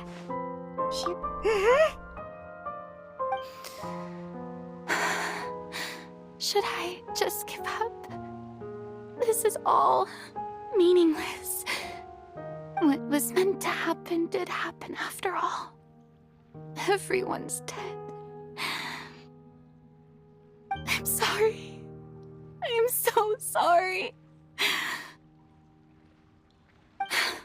Give up, Farina. There's no point in holding out. I'm sorry. But what can I even do other than to repeat meaningless apologies over and over? Who's that? Don't worry, Farina. It's just us.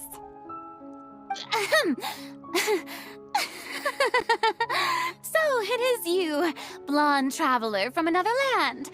Why, I almost thought you were someone from that mob of my ignorant subjects, come to kneel and beg for my forgiveness. Farina, you were crying just now, weren't you? The tear stains on your face are obvious. What do you mean, tear stains? Oh, I remember. The show at the Opera House earlier this morning was so moving. I'm still trying to process it. Who did that uncivilized rabble think they were, disturbing my enjoyment of the arts? They even dared to tout their Archon. I must teach them a lesson. I can just imagine their twisted and frustrated faces once they realize that I'm nowhere to be found. Oh, and I'm sure Nouvellette and those people from the Maréchaussée Phantom are freaking out right next to them, too. Of course not. Hey, there she is! The Hydro Archon's over there! Quick, after her! Farina, those people seem to be after you. They are? They're just some rabid fans who want to cut the line because they haven't been able to meet me in person, aren't they? That's against the rules. I can't let them get their way. Farina just ran off! Quick, we have to catch up with her!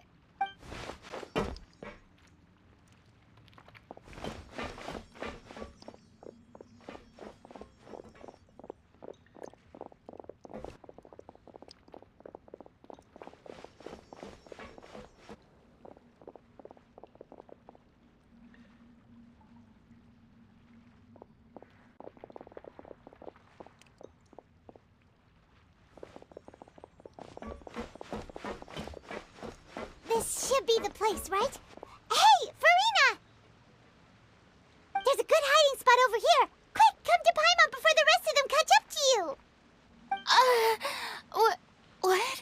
What is this place? Hurry, they're almost here. Fine. I suppose haste is warranted. Lead the way.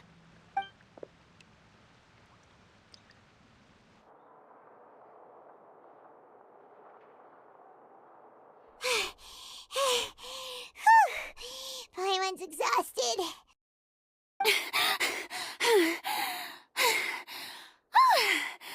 I'm so tired. I totally thought they had caught me. No, I mean, I merely gave in to the sheer enthusiasm they displayed. You're right. Yep, that's a good girl. What's happening? The ground's shaking. Yeah, a quake of this kind preceded the flooding in Poisson, didn't it? It can't be. It's happening again. Well, there's no need to worry too much about that. Nouvellette's made some emergency plans, so the evacuation should go a lot smoother this time. Yeah, I hope you're right. But the people of Poisson, they've already...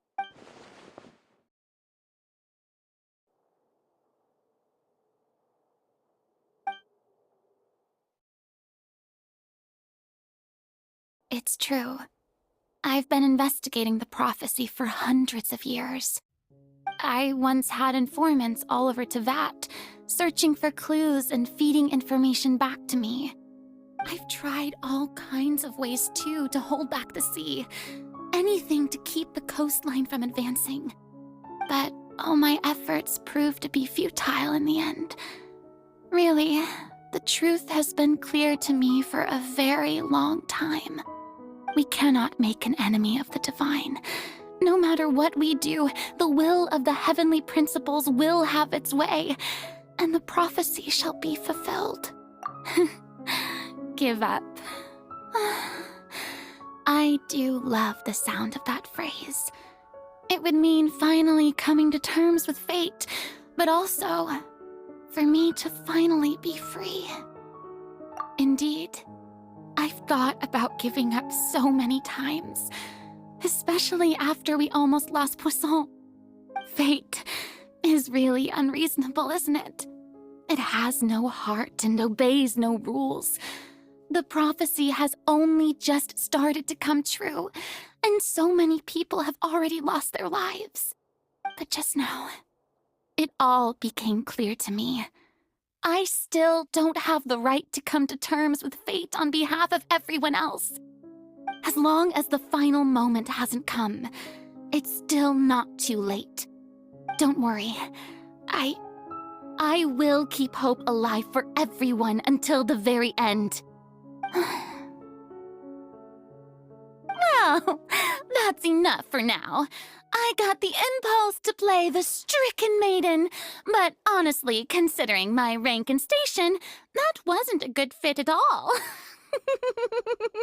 Don't take any of what I just said seriously.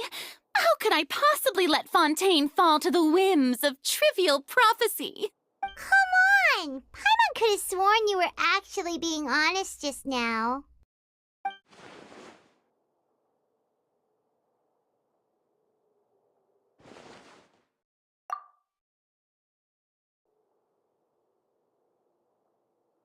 Share my burden. That's impossible. It was fated right from the start that this would be my duty alone. A witness. Yes, I've heard that you came to Teyvat from beyond the stars, yes. In other words, you never belonged here. And if Teyvat is, in its entirety, a show on a stage, then you're just a spectator, aren't you? If that's the case...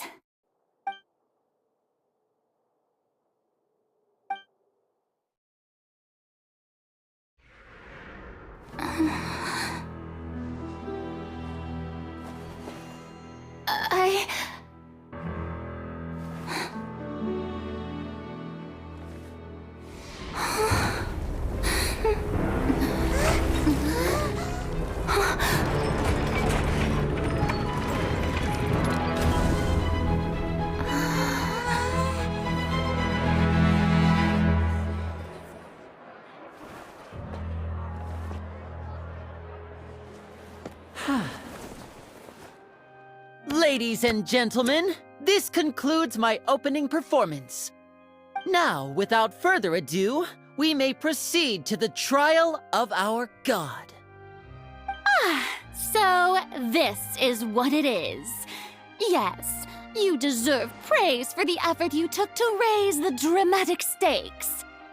Do not forget, however, that I am Focalor, the god of justice, the embodiment of justice itself. Does it not strike you as even the least bit absurd to bring the very concept of justice to trial? May I interpret these words as your refusal to stand trial? In that case, you will have the opportunity to defend your honor through a duel. You would draw your blade against a god?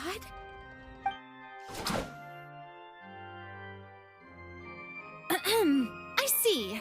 It seems like you have made up your mind.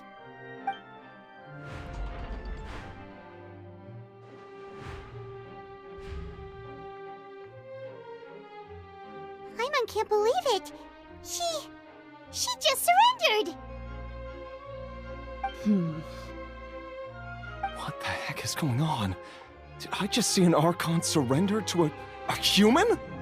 Wow, how utterly humiliating. Lady Farina, what is the meaning of this? It would seem that there has been a misunderstanding. To be clear, the raising of both hands is not always an indication of surrender. Looking for excuses again, huh? I raised my hands just now to indicate my acceptance of the trial. No duel shall be necessary. I will admit that I've been running away for a long time. I'm sorry, everyone. I was unable to protect the people of Poisson. It is my duty to stand trial for my crimes. You are not the only ones to be disappointed in me. I, too, am exceedingly disappointed in myself. But now, it is time for the Hydro Archon to show you her courage and resolve. I, Farina, will use this trial to show the world the true meaning of justice! This time, I will protect you. Applaud and rejoice! One of the most outrageous and fantastical arcs known to the opera epiclese is now unfolding before your eyes. Mark my words, this shall be one of the most exhilarating and brilliant shows ever to grace the stage of Fontaine! The trial of the Hydro Archon, Focalor, will now begin! Woohoo! Oh, now we're making history! Why does it feel like Farina just took over the whole thing? Like, come on! Didn't she just get forced to stand trial for her crimes? Also, even though she's still acting super dramatic, she is taking this seriously this time, right? All right, then. Who will be my opponent in this trial? The court asks the prosecutor to please take the stand. Is that so? Very well. Then please speak, witness of Tivat, my accuser and fated opponent.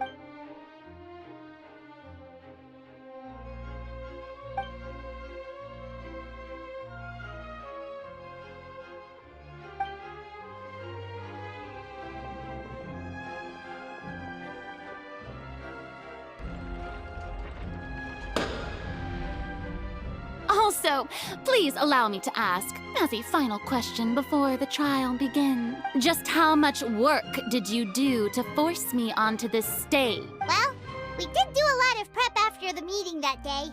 I can go over the tasks assigned to the Spina di Rosula, since they were rather straightforward and easy. Navia, the president of the Spina di Rosula. Most of the people who participated in the disturbance this morning were my subordinates. They changed into plain clothes and came to the Opera House as regular audience members, waiting for the perfect opportunity to incite insurrection against you. The people's resentment against their Archon has been building as more and more of the prophecy is fulfilled. A spark was all we needed to turn smoldering anger into a flame. Moreover, according to our understanding and analysis of you, when something like that occurred, you would likely flee the scene and head to Poisson by yourself. So, we arranged for a second group to lie in wait there.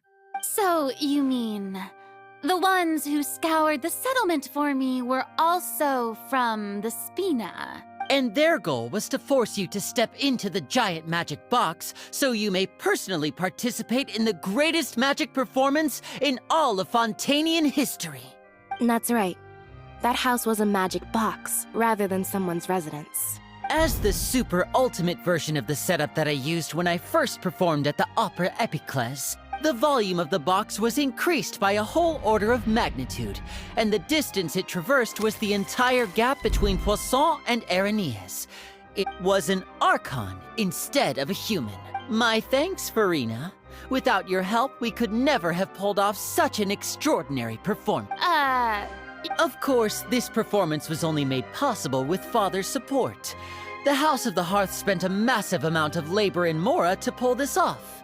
We had to select a location, construct the giant magic box, dig a tunnel, and open up a path through the water. So, in other words, the earthquake that we felt within the giant magic box was just a normal tremor from the transportation of the whole house? That's right. It wasn't a sign of another disaster to come. Then, I can guess Nervilette and Cloran's parts. You gathered a crowd, prepared a stage, and made sure that the champion duelist would be immediately ready for a fight. Also that as soon as I appeared on the stage, the trial may commence without a hitch. Am I right? Yes, that is correct. Well, Clorand, I must commend you for your courage. Only the most outstanding champion duelist in all of Fontaine would accept a duel with an Archon without flinching. Thank you. As for you, Traveler, I suppose your role was to keep me distracted with conversation once you found me in Poisson. You'd make sure that I didn't notice anything amiss before revealing yourself as my prosecutor once we'd arrived onto the stage. Oh?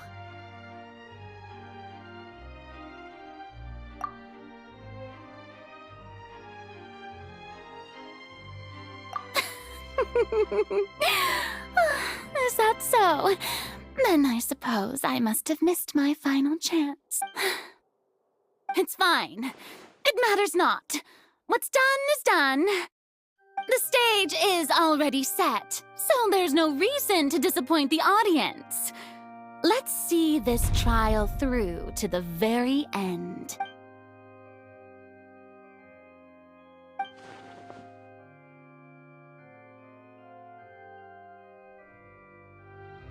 Madam Prosecutor, please allow me to pass this along.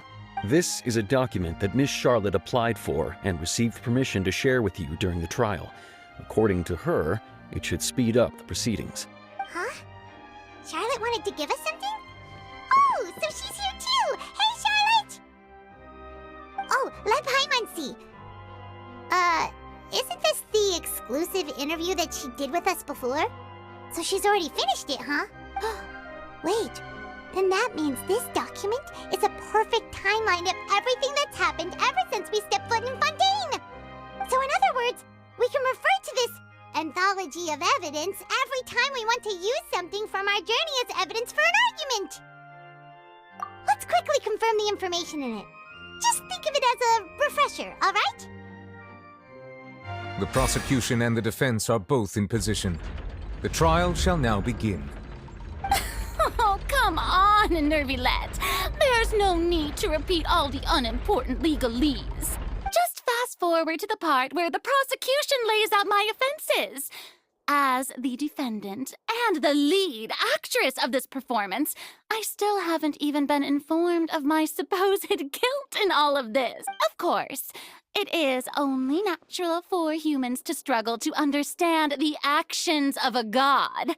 However, you will need more than that to convict me of a crime. That's true, but my charge here is unrelated to your conduct as an Archon. Instead, I would like to charge you as a fraud who's never been the Archon in the first place. Wait, what was that? Lady Farina's a fraud? Hey, I came here thinking that we were going to try the Hydro Archon for forsaking her duty, but did I hear that right? She's not our Archon at all? Charge accepted. Lady Farina, do you plead guilty to the charge? Lady Farina. I plead not guilty. How can I be guilty? There is no way that I, Focalor, otherwise known as Farina de Fontaine, a member of the Seven and the Regina of all waters, kindreds, peoples, and laws of Fontaine, could be anything other than your true Archon. Yeah, even though Lady Farina can be rather eccentric, isn't it going too far to doubt her very identity? Yeah, I've never questioned her identity either. Sure, Lady Farina can be super irresponsible, but what grounds does that prosecutor have to make such a huge claim? I have cause to believe that common sense will prevail in this case. Many of the members of the audience have known me as the Hydro Archon ever since they were born. There would be no fooling their memory. See? Even the Oratrice has decided to show me its favor. Are you sure you want to commit to a charge that will never be upheld? If you wish to drop the case, I can promise you as the God of Justice that you will not have to face trial for making a false accusation. We will treat everything that's happened as a dramatic spectacle and move on with our lives. What do you say to that? An argument with near impossible odds, huh? We have to not only refute Farina's claims, but also overturn the long-held beliefs of the people. Well, I tried to give you the chance to surrender. If you must persist, then let me ask. If you believe I'm not the Archon, then what manner of being do you think I am? And if I was not the Archon, then how did I manage to live for over 500 years?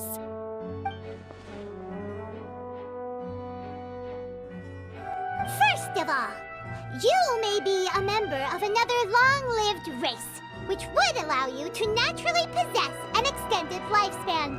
And second of all, even if that wasn't the case, there could be other ways to extend your Who gave you that idea? Was it the knave? You'd sink so low as to use a harbinger's words against me. A curse? I once thought it possible that the aura of an Archon might naturally resemble a type of curse. But in light of this claim, perhaps what I sensed was not your divinity, but a curse after all. Neuvillette sensed it too, huh? Lady Farina is actually a human? Well, it is true that it's extremely difficult to tell humans and gods apart just by looking at them. It's not impossible.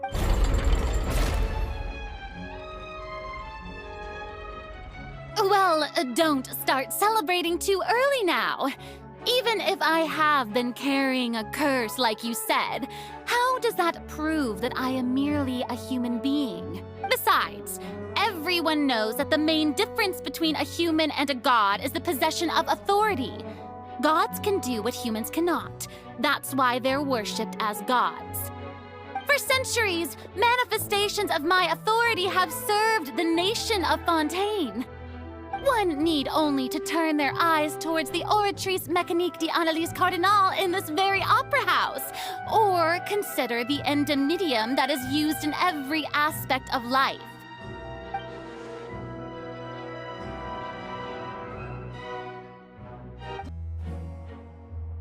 You tried to reference the Oratrice, but weren't you as confused as all the rest of us when the Oratrice declared Child to be guilty without any proof? Otherwise, you should have come up with a good explanation for that by now. Didn't I make myself clear at the time? The decisions of the gods are naturally difficult for humans to comprehend. There is no need to provide an explanation. Lady Farina, I believe a reminder of your current circumstances is in order. While the court is in session, the principles of justice and the law must come before all else. While you are an Archon, you are also first and foremost the defendant in this trial. You will prove yourself unable to defend against the prosecution's charges if you continue to withhold vital information against the rules of the court. I never thought you'd use that kind of rhetoric against me. That was no trick of rhetoric, Lady Farina. I've merely reiterated the rules of the court, rules that all should respect and follow. So, you neither knew why Child was declared guilty, nor did you understand the structure and operations of the Oratrice. Instead of having been created by you, the manifestations of authority you mentioned have been made by the real Hydro Archon, haven't they? The real Hydro Archon? Well, now you're really losing me. It is true that I did not know why the Oratrice gave out a guilty verdict that day. But the Oratrice handed out that verdict unilaterally, and it has been operating independently ever since it was first created. You can't argue that just because a divine creation is flawed, that the god behind it must also be no god at all. She's still throwing out all kinds of excuses. Seems like she's confident that we won't be able to produce proof that she has no power over the Oratrice. My power as an Archon. There are many ordinary citizens in the audience. How can I just carelessly demonstrate the formidable power of an Archon? If that poses a concern, I'm prepared to extend my protection to the audience. You don't need to go that far.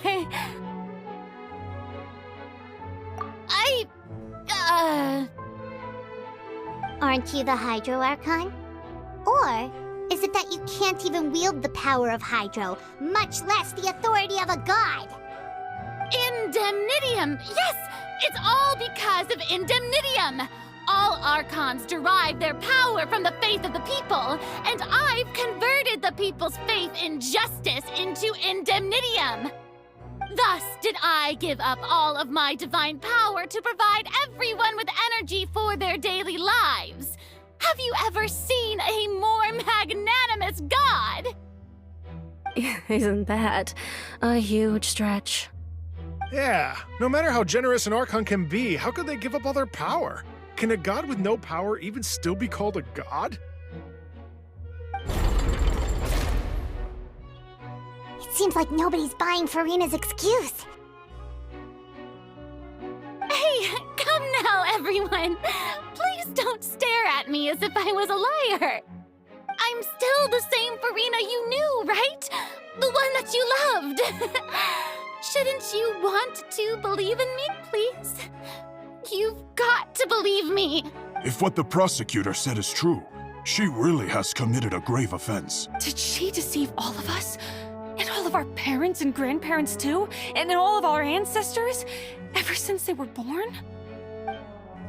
Enough. That's enough.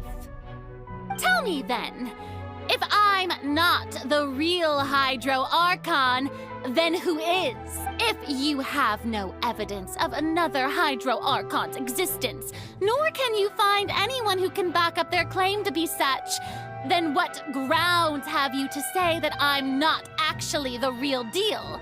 Wow, she came up with yet another argument. How can we refute her now? Seems like she really doesn't want to give up.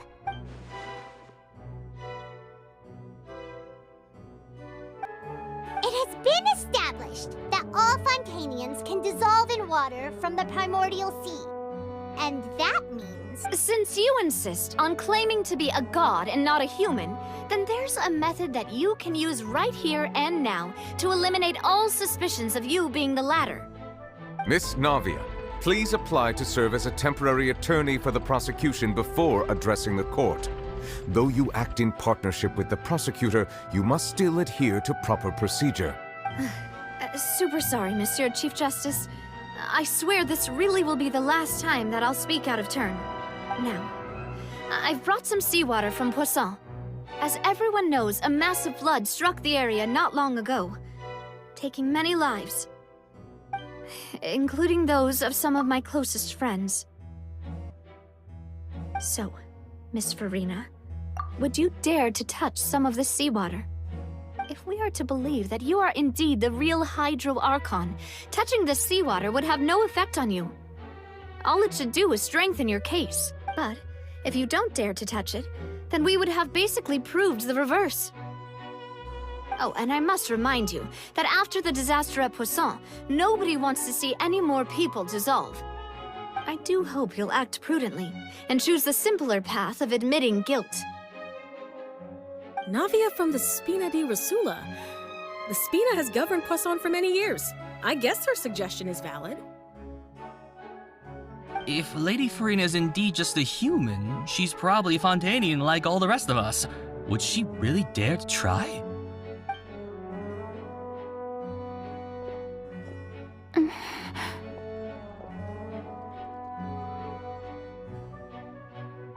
Lady Farina, this test has been unilaterally proposed by the prosecution. As it falls outside the realm of standard court proceedings, you possess the right to decline participation. Well, of course he had to tell her that. But refusing to participate is basically the same as a confession of guilt.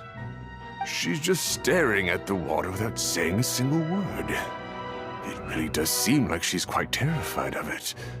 That could only mean... What's going on? Is she really planning to... that's not what we thought she would... Due to the inherent risk of the test, Lady Farina, you may... What? Hey!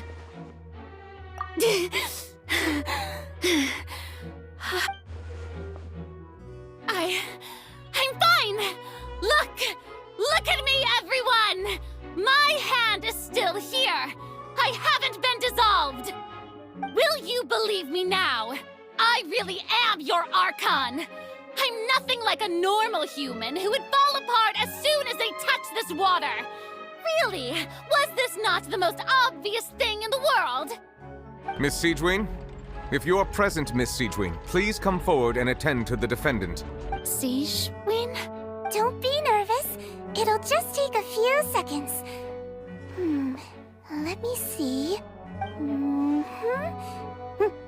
That should be enough. Please announce the results of your evaluation to the court, Miss Siegewin. As everyone doubtlessly saw, Miss Farina was displaying symptoms of hyperventilation and flushed skin. These indicate that she was experiencing the adverse effects of exposure to primordial seawater.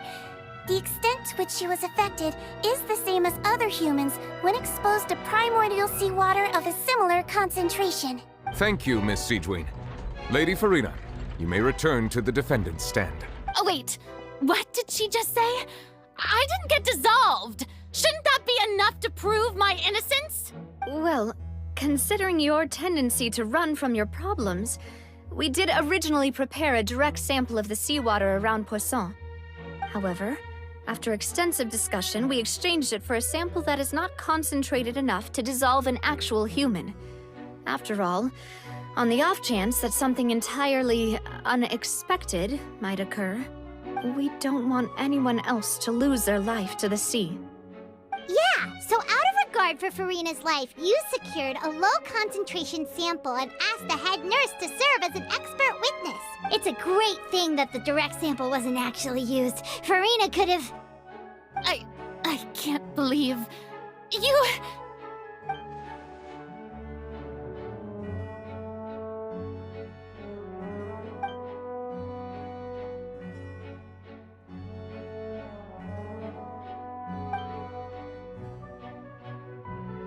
Listen to me, everyone!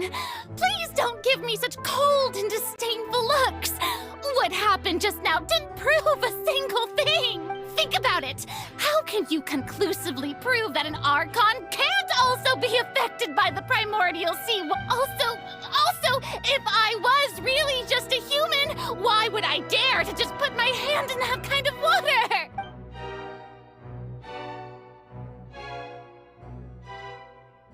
Please, everyone, anyone, just listen to me! I swear, I really am your Archon!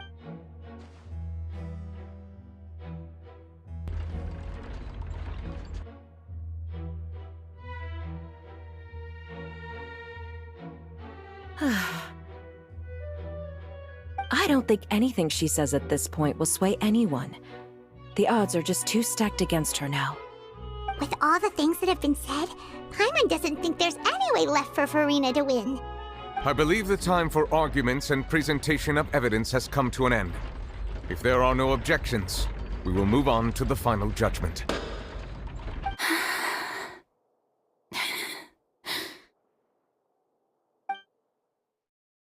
I don't think anything she says at this point will sway her. She's too stacked against her now.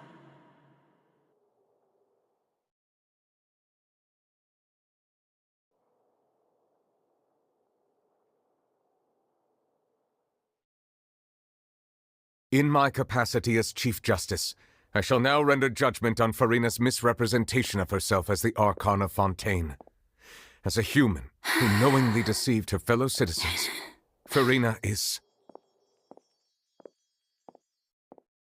guilty.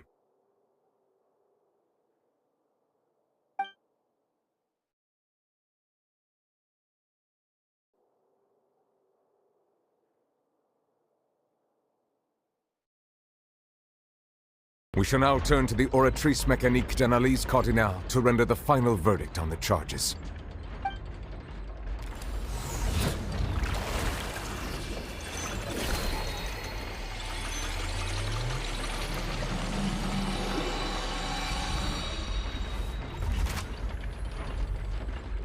According to the judgment of the Oratrice Mécanique d'Analyse Cardinale, Farina is... Well, what's wrong? What's the Oratrice's verdict? No, the Oratrice also displays a guilty verdict. Isn't that correct then? However, the exact wording of the verdict is thus: the Hydro Archon, guilty, to be punished via the death sentence. The death sentence? That's actually one of the available sentences? I've always thought that it was just a myth. The one and only time the death sentence has been handed out at the court, and it's been given to the very person we've worshipped as the god of justice? What an unexpected twist. Farina's been sentenced to death by the Oratrice? We just wanted to use the trial to show her the seriousness of things so she'd tell us the truth. How did things escalate this quickly? This outcome is indeed quite strange. According to Fontaine's current definitions of justice, as well as its recommendations for criminal sentences, is this sentence really appropriate for the crimes that have been committed? Yeah! Even Vacher wasn't sentenced to death by the Oratrice. You know, the real evil mastermind behind the serial disappearances case. Indeed. Not only is Farina's sentence overly excessive, the very point of our trial today was also to prove that Farina has never been the Hydro Archon in the first place. But now, the Oratrice seems to have deliberately invoked the title of the Hydro Archon. What does this mean? Excuse me, if I may interrupt. Is the trial still going? Fremine! Oh, you finally made it. I assume this means you've completed your mission? Mm-hmm. Any mission Father assigns to me will always be top priority.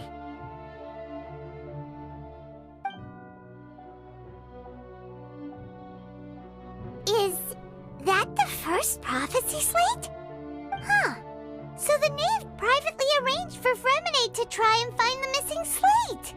I looked everywhere and finally found it at the bottom of the sea. It took me a long time to get around some dangerous stretches of water. But has the trial already concluded? Then doesn't that mean I've come too late? Oh. Thank you for your hard work, Mr. Fremine. Please allow me to review the record left on the slate. Traveler, I believe that you have already seen the other existing slates, and would like you to come here and confirm their contents. Huh? So what do you see? What is it? I believe I've now made sense of the Hydro Archon's crime. It has to do with Fontaine's lost history. Huh? Isn't the Hydro Archon just guilty of deceiving her people? Oh, wait, no, that's Farina, and we've already proven that she's not the Hydro Archon. So when you say Hydro Archon, do you mean the real Hydro Archon we've been kinda talking about? In truth, everything that you've encountered in Fontaine up until this point can be traced back to the contents of these stone slates. However, I'm uncertain as to how much sense they currently make to you. Okay, let's try to recall the contents of the other 3 stone slates. Paimon will do her best to help you remember.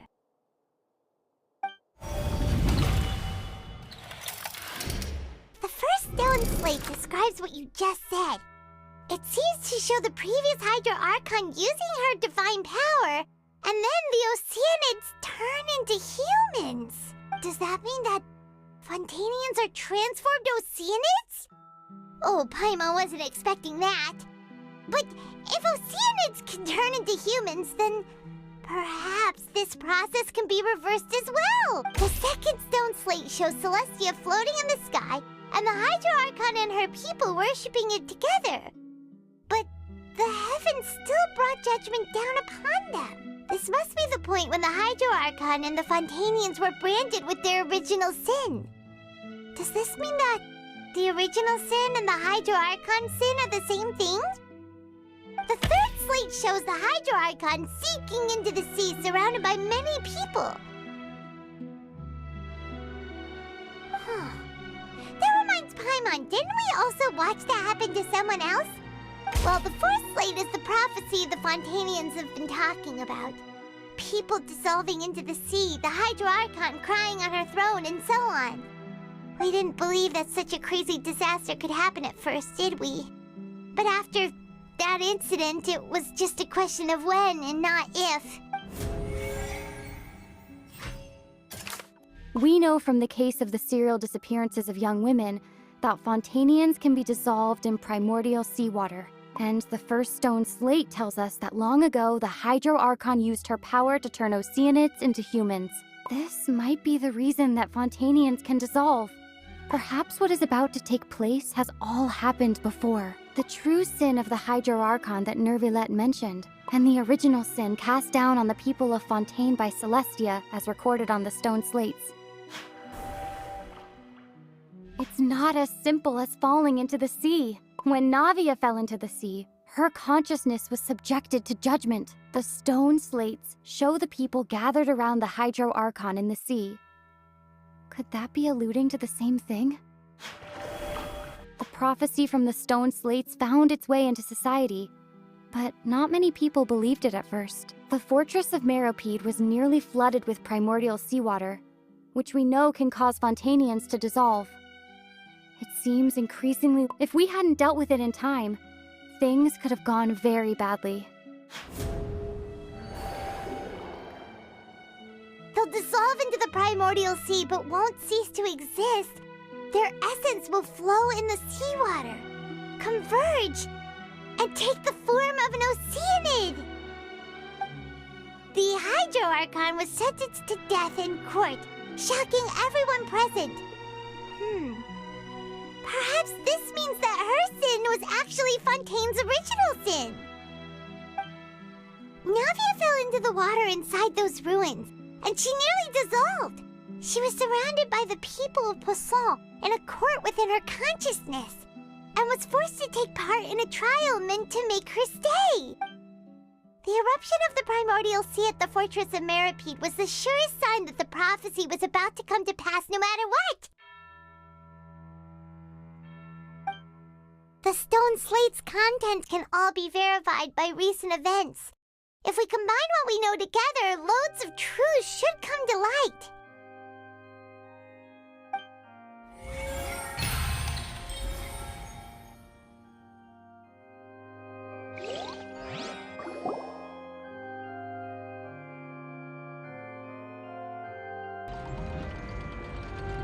Huh?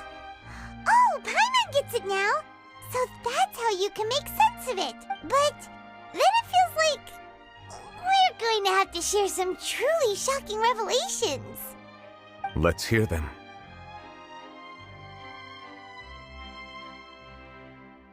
Incredible! Linny, did you hear that? We're not real humans. All Fontanians were originally created by the late previous Hydro Archon, with Oceanids as their basis. The evidence for that can be found in how only Fontanians could dissolve in primordial seawater, and how all the girls Vacher dissolved were also turned into Oceanids. Oh, and according to Navia, when she was about to get dissolved, she also saw everyone gathered around for a trial, all of them in the shape of Oceanids. Indeed.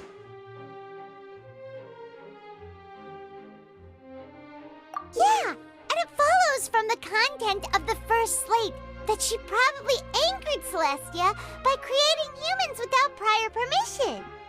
That could also explain why the Oratrice judged the Hydro Archon to be guilty. It's to account for that ancient sin.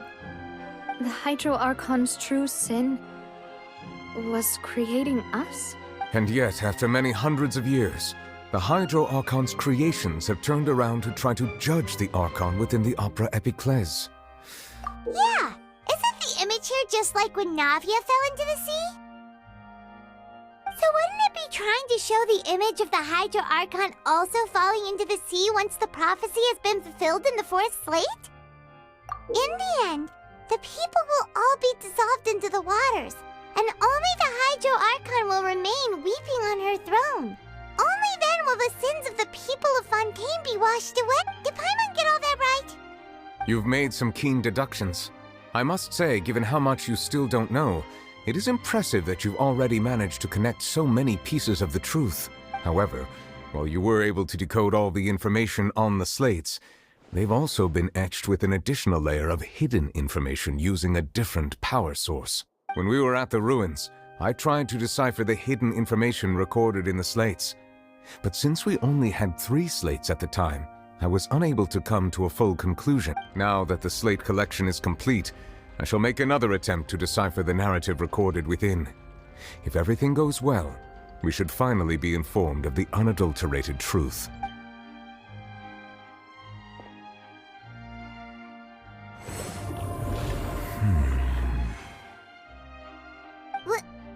Well?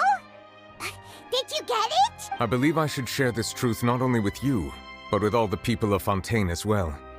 I will try to briefly summarize it for you.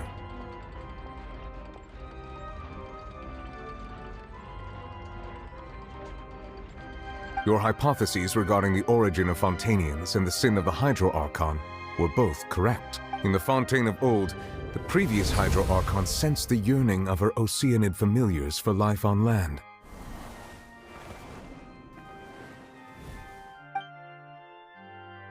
The Oceanids were enamored with the beauty and romanticism of human beings, and wishing to have those experiences for themselves, expressed to the Hydro Archon their desire to become of a similar kind.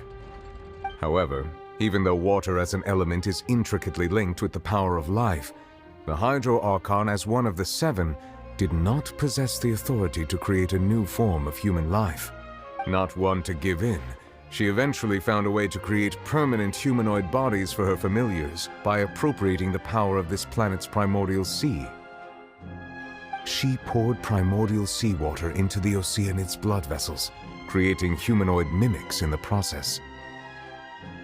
But if Fontainians were to ever come into direct contact with water from the primordial sea, the power within their bodies would escape these artificial restraints and return to the sea. As a result, their forms would collapse, and they would be reverted to their original forms as Oceanids. Of course, the Hydro Archon never received permission from the heavenly principles to create a new human race. And thus, the Hydro Archon and all of her creations came to shoulder the original sin of appropriating the power of the primordial sea. That is the true history of how the people of Fontaine first came into being. So we were all Oceanids before we turned into human beings? That's way too much information for me. I think I'm just going to pretend that I never heard a single thing. Wait, but if that's the truth, we can't let the Hydro Archon be sentenced to death. After all, her only sin was creating us. This really might be too much information for your regular Fontainian, but it does answer a lot of our questions. Alas, your hypothesis regarding the 3rd and 4th stone slates was inaccurate. The slates' respective positions are, in fact, correct. A key point of the visual on the 3rd slate is how all the individuals depicted in the water are humans rather than Oceanids. They have not been dissolved, which implies that the water depicted in this slate is not water from the primordial sea. The nation of Fontaine is the nation of Hydro, as well as the nation of Trials and Justice. Instead of being the literal element, the water in the scene symbolizes judgment and justice. You may also recall Navia's experience. When she fell into the sea, her consciousness was surrounded by that of many others who intended to hold a trial to determine her fate. Therefore, the meaning of the third slate is that the people of Fontaine shall try the Hydro Archon at the Court of Justice. Yes, it refers to our present situation. I think I'm following now. So, what you're saying is, even though we decided to put on this trial to avoid fulfilling the prophecy, in truth, everything we've done has happened exactly as the prophecy foretold. So now, it seems, we're the ones making sure it comes true. What should we do? Huh. No matter what, the prophecy will be fulfilled. If that's the case, does that mean the scene in the fourth slate will also be fulfilled soon? Traveler, I would like to point out another small fallacy in your deductions. About the fourth slate, you probably thought that the eruption of primordial seawater beneath the fortress of Meripede served as the surest sign that the prophecy was about to come to pass, yes? However, I believe that rather than being a sure sign, that eruption could in fact only be a small warning of something far worse. As for the root cause of the catastrophe, I believe you've already encountered it once before.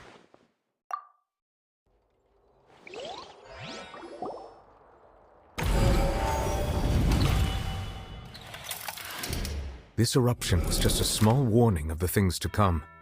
We must find the root cause of the disaster.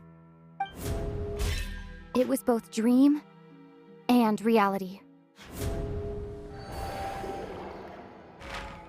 If we're talking about a true culprit, that could only be that thing inside the primordial sea. The truth, the original sin, the trial, and the root cause of the disaster.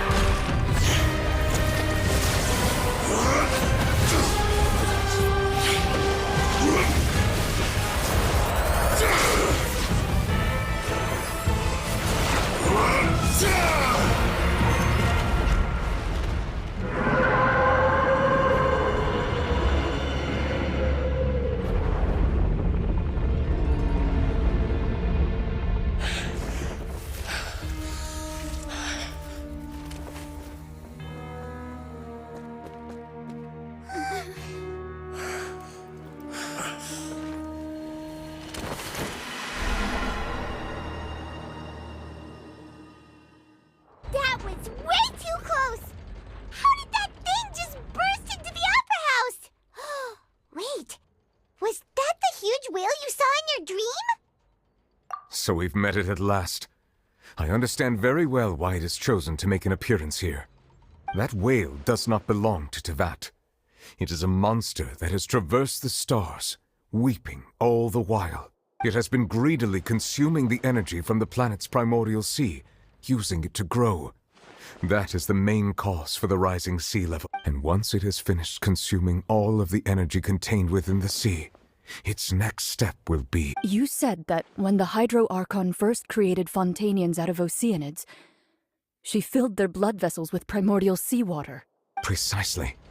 That whale finds the blood of Fontainians nigh impossible to resist. Therefore, when it left the primordial sea, it decided to make its next stop a packed opera house full of food.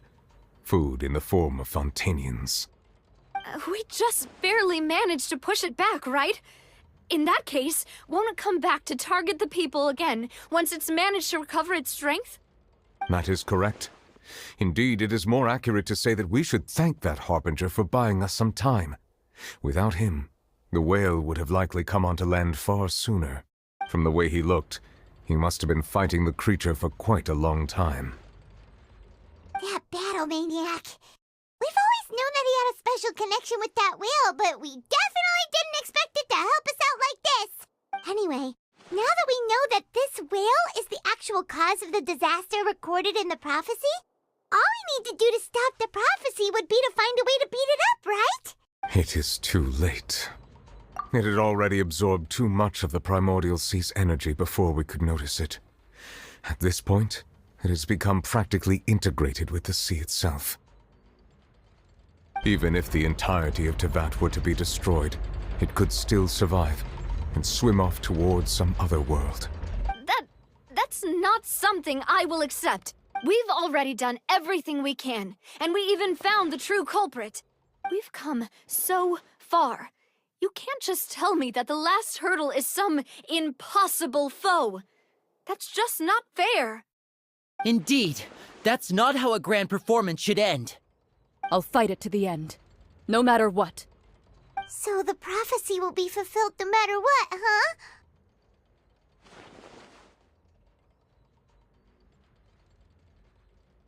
The prophecy.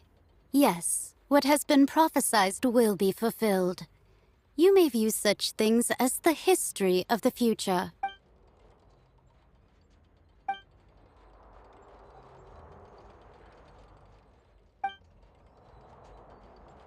Just as prophecies are usually only the future as seen from the perspectives of the gods, could things be happening in hidden corners where the gods' gaze does not fall? Ultimately, fate shall serve as your only guide, no matter what will happen in Tevat's future.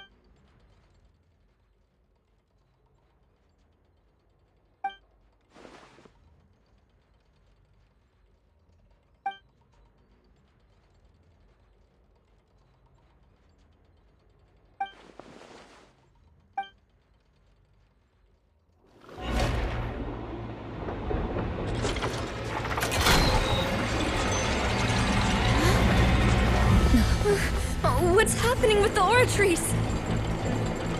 I believe it is preparing to carry out the death sentence.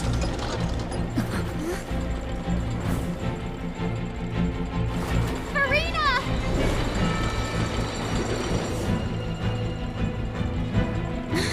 No, I still need answers.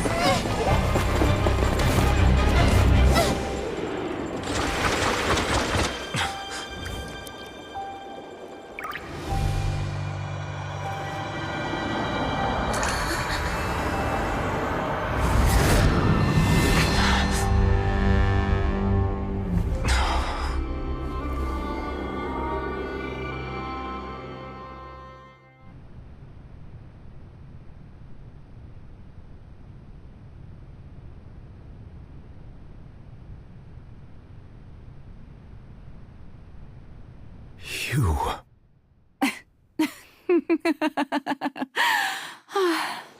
Sorry. That shocked expression on your face is just too amusing. I couldn't help myself. You are not Farina. Who are you?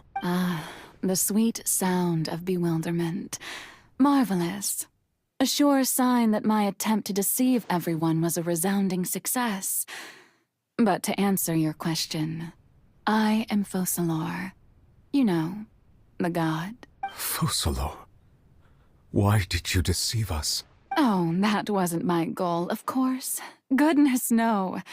But I had to fool everyone else, too, if I was to stand any chance of the heavenly principles. Deceiving the heavenly principles? It's all because of that pernicious prophecy. Dreadful, wasn't it? Everyone doomed to dissolve. Fontaine condemned to be flooded. One was not amused. In fact, one was positively bemused when that problem was thrust upon me by my dearest predecessor. That's the former Hydro Archon Egeria for the uninitiated. It hardly gets more disastrous than a preordained national catastrophe. She knew full well that the prophecy would surely come to pass. And as one of the seven, she also knew full well that, One defies the heavenly principles at one's peril. So yes, as you have no doubt surmised, it was a rather impossible situation that I found myself in. I spent a terribly long time mulling it over, alone on the ocean floor. And I was almost growing barnacles by the time I finally realized there was only one possible solution to this confounding conundrum. I had to outwit the heavenly principles, allow the prophecy to be fulfilled, ostensibly at least, while saving everyone at the same time. I'm a genius, I know. I can only assume that's why Egeria chose me as her successor. Although, looking back now, it was hardly the inheritance one dreams of. Between the task of saving the nation, the quotidian duties of the Hydro Archon, and not to mention the original sin of creating a new race of humans, I dare say she left me quite a colossal mess to clean up. But one can only play the hand one is dealt. I did not choose this, any more than I chose to be one of her Oceanid familiars. So you were also once one of the Oceanids, transformed into a human by Egeria's hand. Yes, I was. I always dreamed of becoming human. And I still do, even now. In my eyes, to be human is to be part of the greatest opera ever known. After becoming a god, I separated my divinity from my body and spirit, leaving behind only a self that was as naive and bewildered as my past self on her first day as a human being. The me you see before you now is that divinity.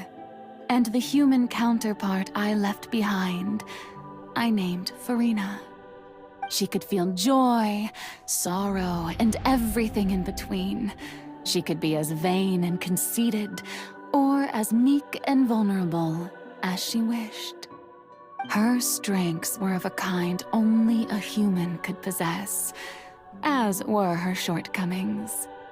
But in my eyes, Farina's humanity was what made her perfect.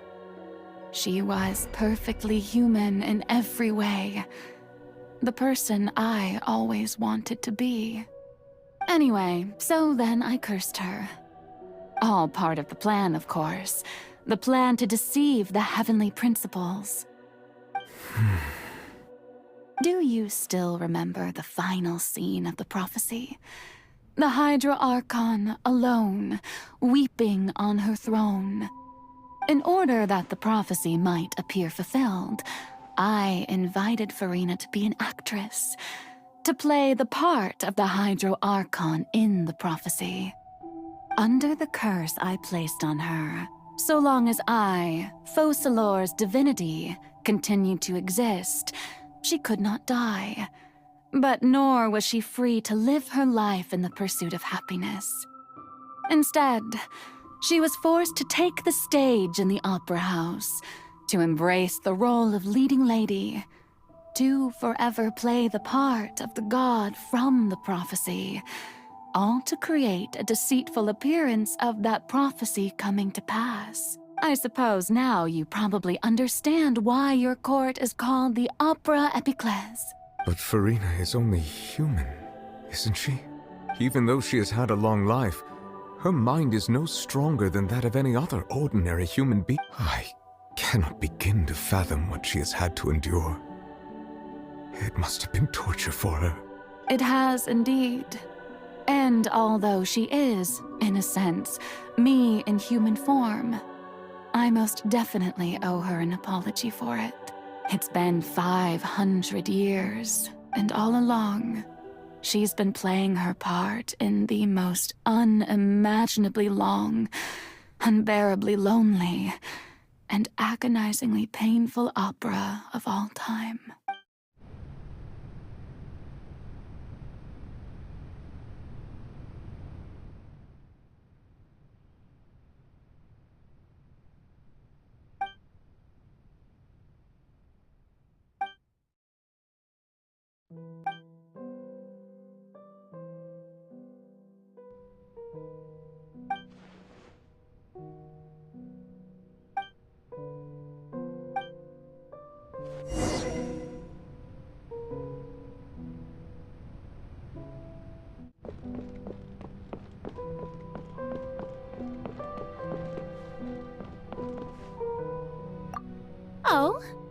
permitted you to come onto the stage. Now, I understand your admiration for my august self, but I must ask you to keep to the rules. All right. It is not my intent to reprimand you. There is no need to state your name. Just be off with you. Do not distract me from my performance. Oh, do not jest. Can you not feel it? I am Focalor. The eyes of countless Fontanians are upon me. I must, at all times, display the utmost elegance and nobility.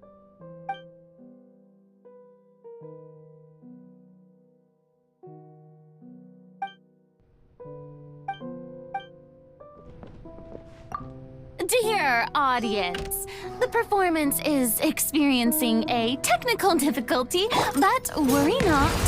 The guards shall resolve it soon enough. Up and away!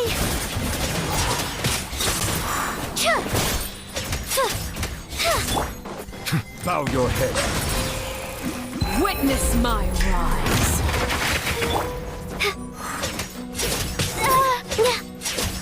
Up and fly. Dancing in the wind.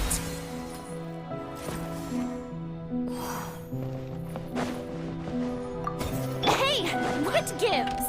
The audience is still watching me, you know. Guards? Wait, where are the guards? Guards!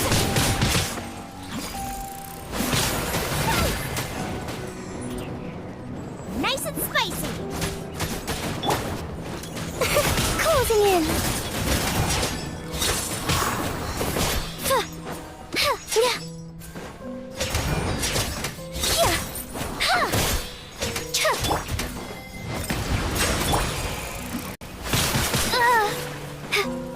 Up and away.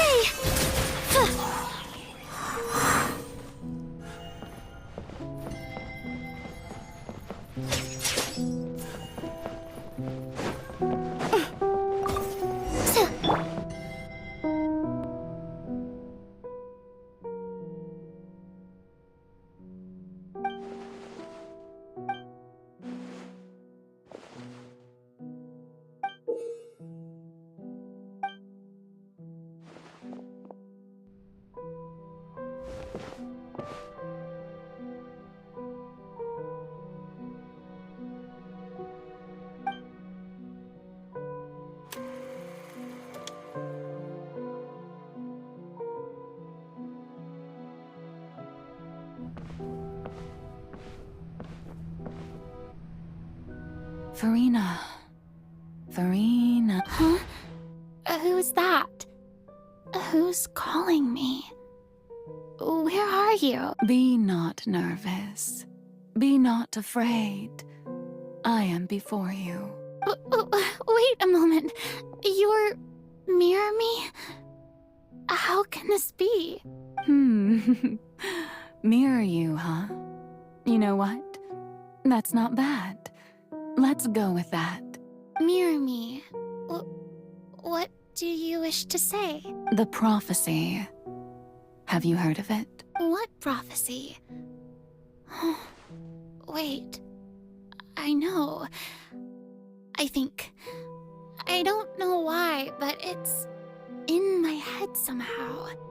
The people will all be dissolved into the waters, and only the Hydro Archon will remain, weeping on her throne.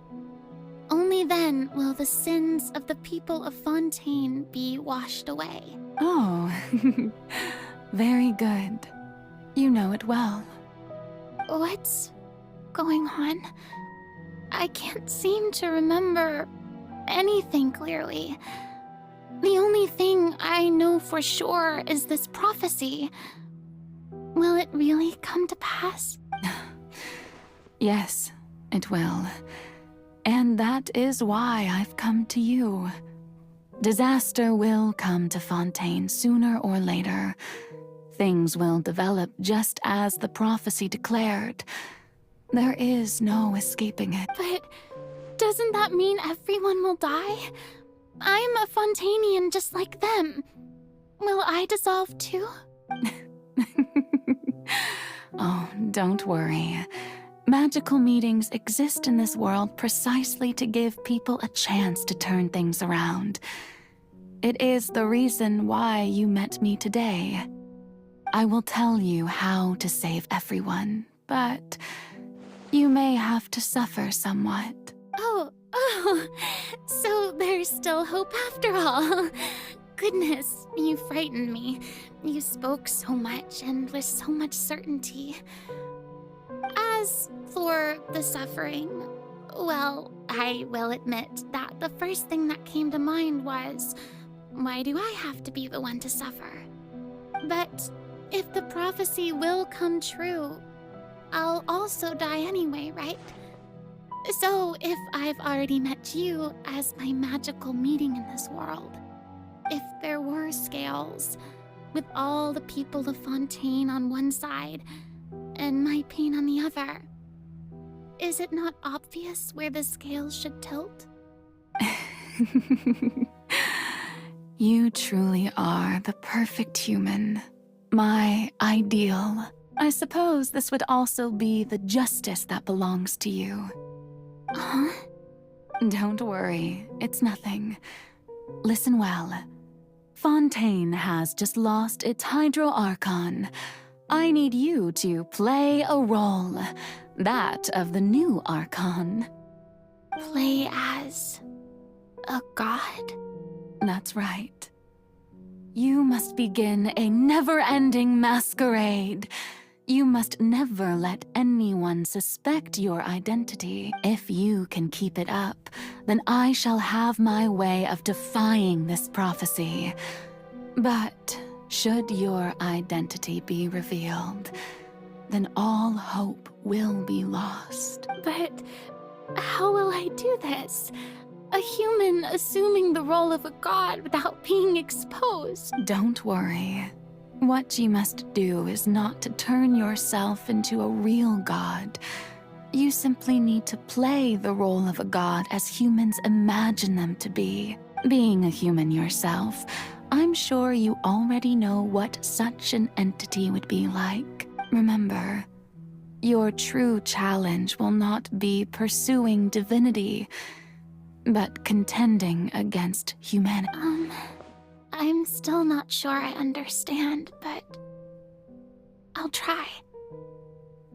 So, how long am I going to have to play this role? To accomplish this mission, you will have to stay on the stage for many, many years. You will endure and not grow old until your task ends, but I promise you, all will eventually end in a magnificent and dramatic trial, and everyone will be safe. A trial? Huh. How exciting. I'll be looking forward to it.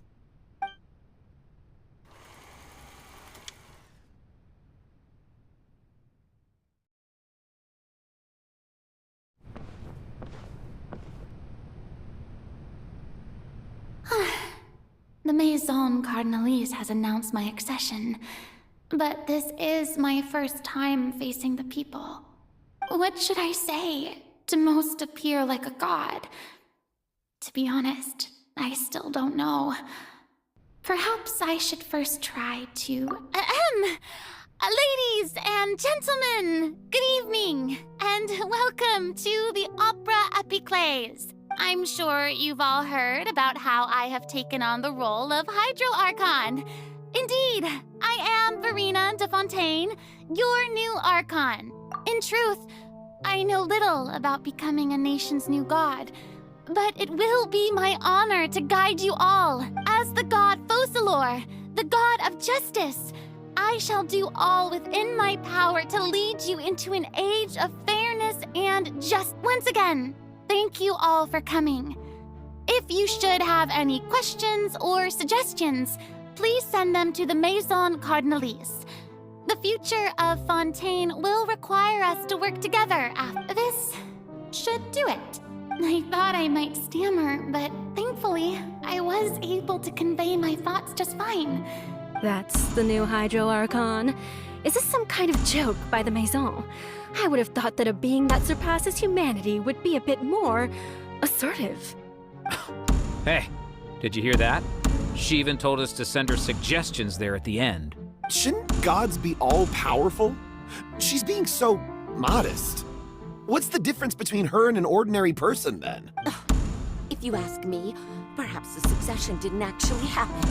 She might just be a Maison-back puppet. Wait, what's going on? Why is everyone suspecting me of being a fake? Oh, this is bad. If I get exposed here, there'll be no saving the people from the prophecy. Right. Mirmi said that I just need to play the role of a god as humans imagine them to be. Calm down, Farina. Think. What do the people want? How would they imagine a god to speak and act? Assertive, with a strong sense of presence.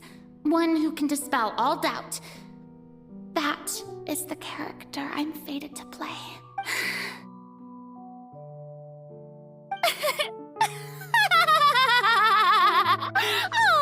Oh, very good, my people. Only ones such as you are deserving of my rule. Now, I was wondering if some weak puppet were to one day come onto the stage and claim ownership of this opera house, would the children of Fontaine follow them? Well, it seems that you would all see right through them. Having passed my test, you are qualified to witness wondrous trials alongside my august self, here in this opera house. You may consider my previous act a door gift of sorts. I thought it was a debut that suited the atmosphere. Now then, let us be reintroduced. Ah, so that was just a performance. How could I have forgotten that we were inside an opera house? Her personality. It's quite shocking, to be honest, but I suppose it's a better look than before. Such a fascinating and bold deity. How wonderful!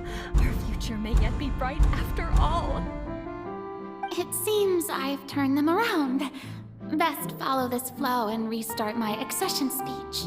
My dear people, whether you acknowledge me or not, whether you trust me or nay, I say to you, keep faith in your ardor for justice. We have heard it said that this nation's sins can no longer be washed away.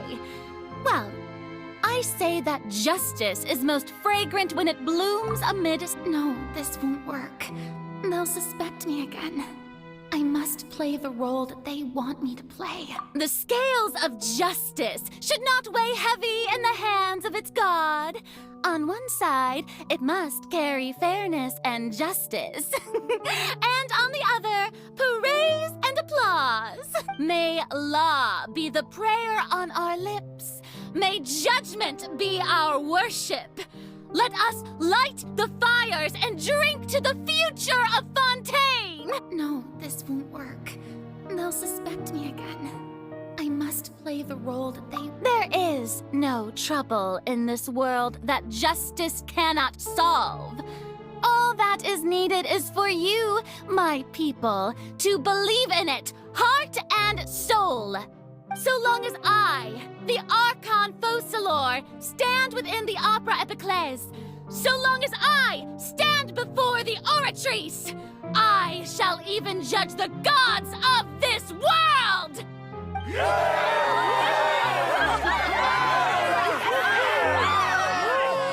Oh, yeah!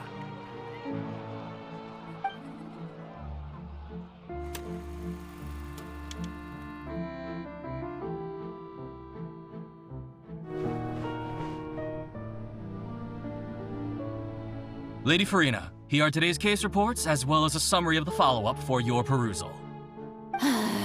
Come now, was I not just at the Opera House in person? Leave these kinds of things to Neuvillette. Besides, none of these trials were the one that I'm looking forward to the most. If I may be so impertinent, what kind of trial are you truly looking forward to? A A magnificent, dramatic, and wondrous trial. A trial to end all things. How could you hope to understand? That's true. I fear I lack the ability to grasp your divine thought, Lady Archon. No need for fright, and do not take what I said before too seriously. Go now, do your duties. The trial I await. It will come one day.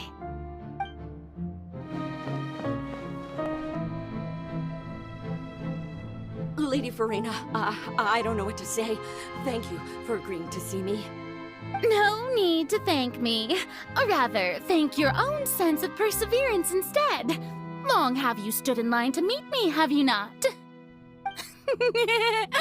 Oh, I'm afraid that's just an inevitable consequence of my divine charm. All right, Deuteria, is it? How is your son's illness? You remembered me, and you knew of my family, too. He is doing much better now. In fact, he is far more of an ardent believer than I. He was the one who forced me to seek an audience with you, and to bring your words back to him. Oh, good. Very good. If this should happen again in the future, please do not hesitate to come and tell me. Going down to citizens' homes every so often, while not usual practice, should serve as a fine change of pace. You're such a gentle and wise god. Thank you once again, on behalf of my son.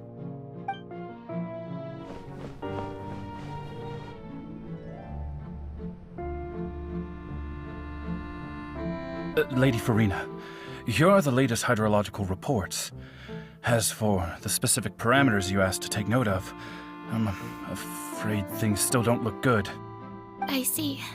It's as I thought, then.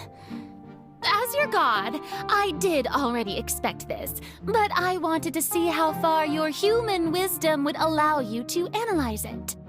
All manner of signs indicate that the prophecy will still come to pass. Forget it. That's not something you need to worry about right now. Well, as I understand it, the Fontaine Research Institute is also trying to find a way to counter the rising water levels. Really? Have they found anything? I'm afraid that they haven't found any effective solution thus far. Is that so? Well, no wonder. This issue has reached the realm of the gods, after all. Still, their spirit is praiseworthy. The day is finally over. I haven't had a moment to breathe this whole time. But it's good to see that everything's getting on track. There are no longer any voices of suspicion. Maybe this is fine. I just need to keep going, and everyone will be saved. All right, Farina, don't think too hard about this. You need rest. Tomorrow's a new day.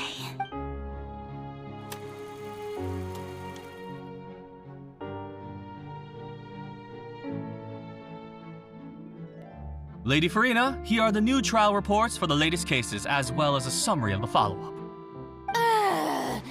There'll be no need for that. I've seen them already. There's no need to go back over scenes I've witnessed in person. Lady Farina, I've waited so long for this chance to see you in this manner. Indeed, my dear, loyal citizen. This joyous moment is an honor for us both.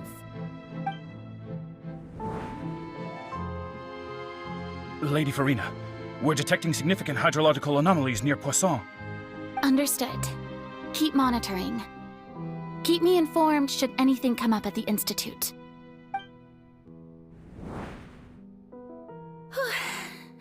I don't think I let anything slip today. I must show the people that there is nothing to worry about. I just don't know when these days will end. I feel utterly exhausted. Best to rest early today, too.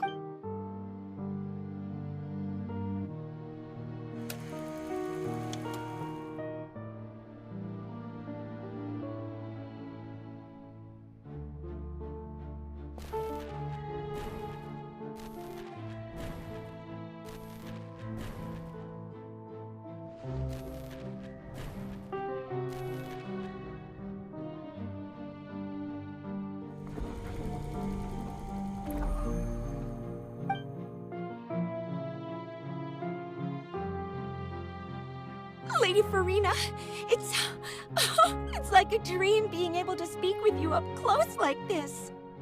I've heard that the first member of our family who was honored to receive an audience with you was Madame Dioteria, almost 20 generations ago. And what a fine family yours is indeed. It brings me great joy to meet such a faithful believer, a descendant of a line most ardent. Surely you exaggerate, Lady Farina. My lady? What is it, good citizen? Are you crying? Oh, really now? I didn't even notice. This must be the overflow of hydro from my person. Well, can't quite help being the god whose dominion is the waters, can I? Then, oh, Archon, I am honored to have witnessed it. Honored indeed.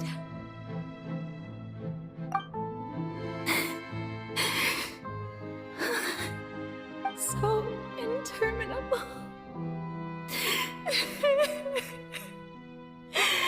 So lonely. Just how much longer? Hundreds of years must have passed by now. Perhaps the show must go on for hundreds more. I never imagined that it would hurt so much. Have I reached my limit? No. Perhaps I reached it long ago. Today I didn't even notice my own tears. I want to tell someone, anyone, about this. But would that not destroy all I've done so far?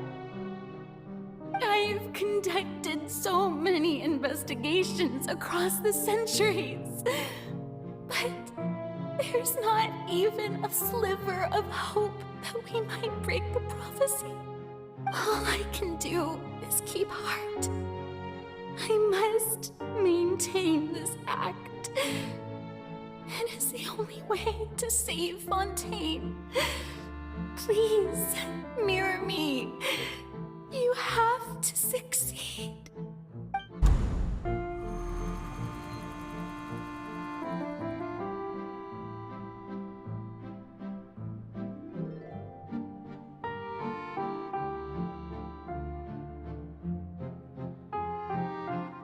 Farina, you don't have to shoulder this burden alone. Although I don't know what you might be keeping from everyone, your people are more than willing to share your burden with you.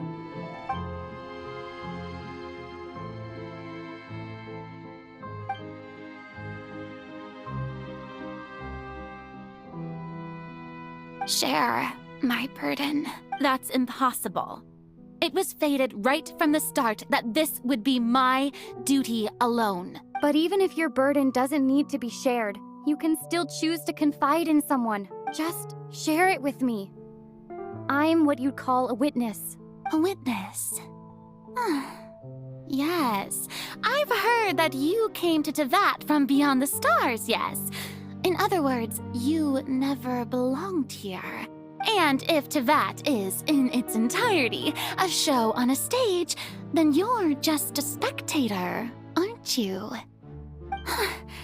If that's the case... She's right. I could confide in her, couldn't I? But if things don't play out as expected, the people of Fontaine will be the ones to pay the price. No, Farina. You shouldn't be selfish. But what if it's really all right? Farina, you've worked so hard for so long. Surely it would be okay to put yourself first for once. Just this once. Is it such an outrageous thing to do anyway? To find someone in whom you can confide your frustrations and sorrows? Surely It could not hurt. If you let this opportunity slip through your fingers, it might never come by again. Think about it long and hard.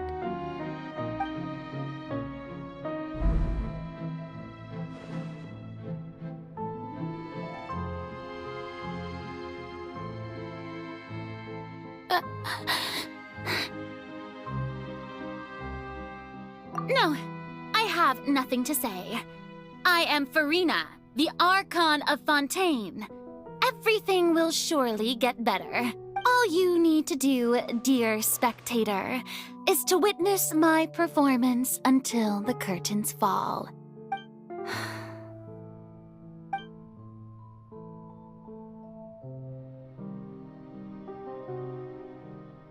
Fine.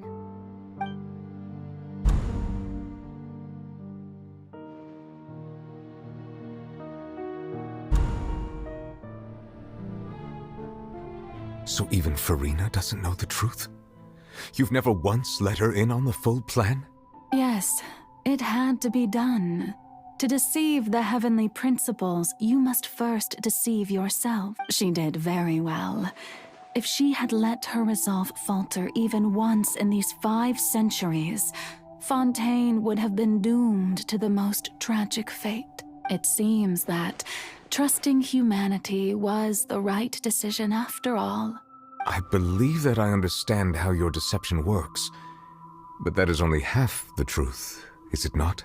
How would you build on this foundation to save the people of Fontaine? That is the most important thing.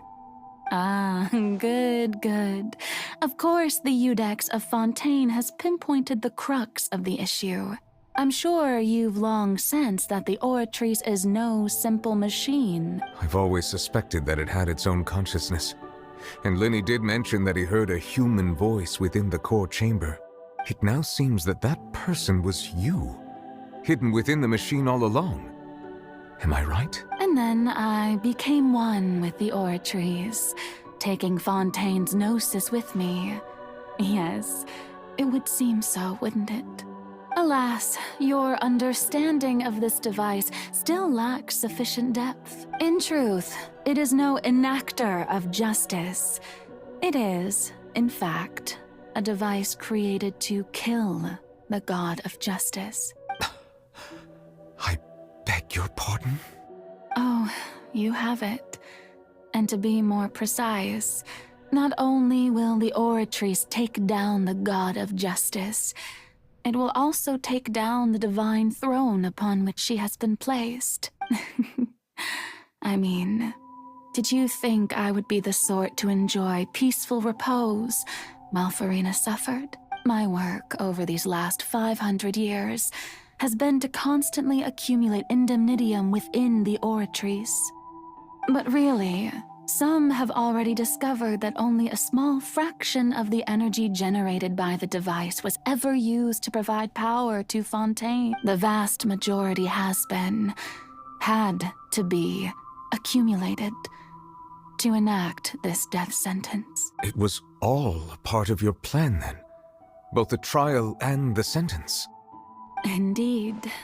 This power, accrued over 5 centuries, could have sustained Fontainians for millennia, had it only been used for that purpose.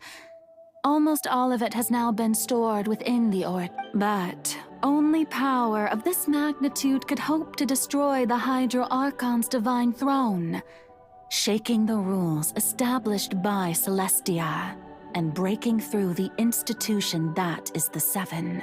So the Oratrice's call for death was for neither Farina nor Focalor, but for the Hydro Archon. The destruction of that divine throne. If I do not misunderstand your intent, you must... Returning what's rightfully yours to you, of course. In other words, this was all done to return the authority of the Hydro Archon to the Hydro Dragon of this planet. But...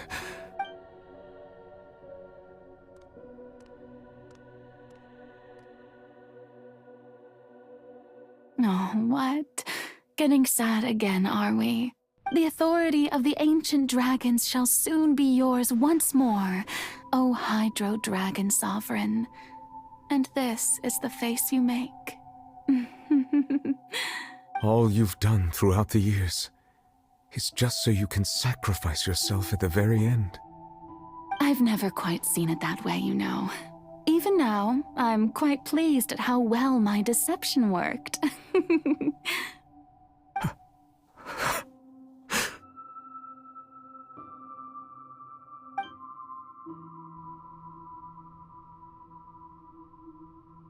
Hydro Dragon, don't cry.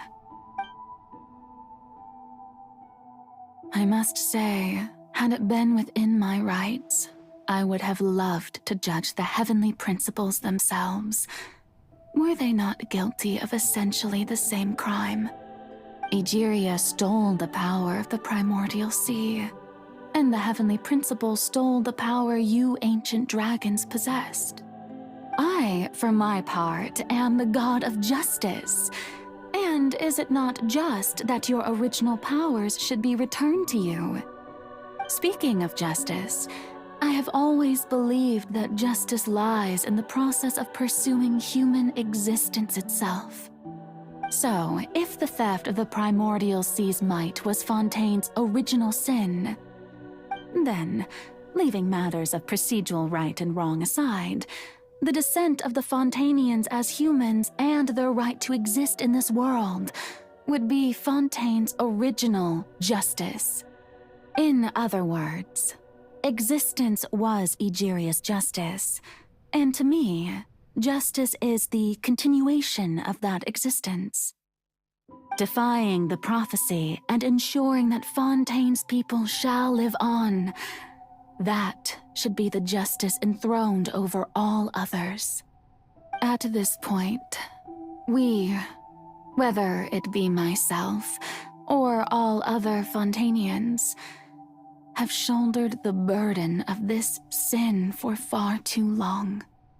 Iudex Neuvillette, the highest judge in our land, when you regain your full power as an elemental sovereign, what verdict shall you pass upon us? So when I was invited to the court of Fontaine to serve as Iudex, I see now that that was your idea too. At last, I now understand the true purpose behind this position. In the beginning, I was uninterested in human existence. But these 5 centuries of living alongside them have gradually brought about mutual understanding between us. And I have even attempted to feel as they feel. You are a devious one, Focalors.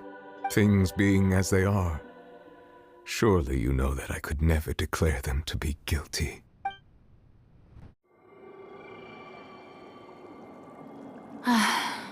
The hour of my execution is almost here.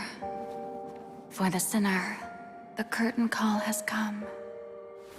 I know I may not sound it, but faced with death, I find myself a little afraid.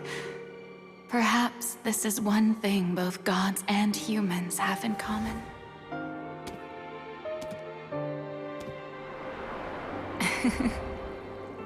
Farewell, Neuvillette.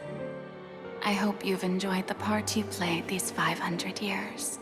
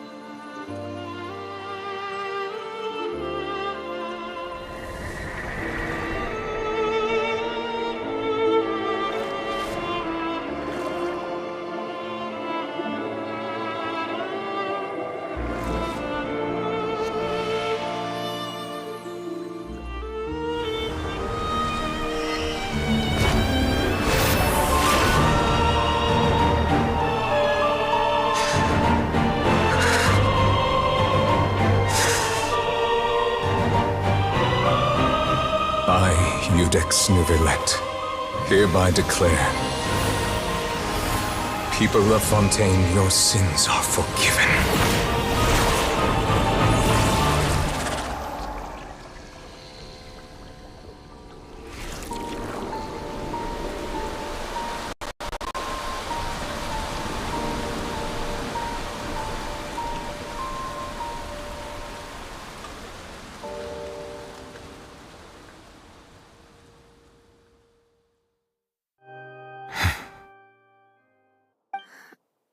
What just happened? Has the death sentence been carried out? Was that bright light some sort of misdirection? I have a feeling that something huge just happened. But since we're all still alive and haven't been dissolved, I assume whatever happened was good for us. It's time to end this. We must mete out punishment to that beast. Didn't you say just a moment ago that it can't be defeated? I have gained the strength sufficient to deal with it. Through certain means, I now have the ability to separate the power of the Primordial Sea from that creature. We should seize the opportunity to pursue our quarry. Traveler, now that the oratories can no longer function, I require an executor to help me mete out justice. The root of the calamities befalling Fontaine, the beast that enacts the prophecy. Its name is the all-devouring narwhal. Come with me, traveler. The hour of execution has come.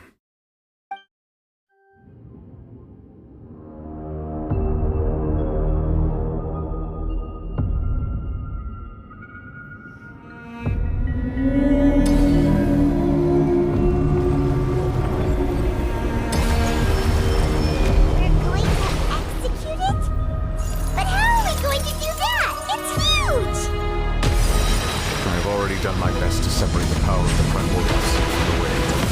Considering the size of the beast, I cannot reach the power source. Unless we can find a way to attack it from within. I shall share a part of the Primordial's power with you. We shall look for an opening together.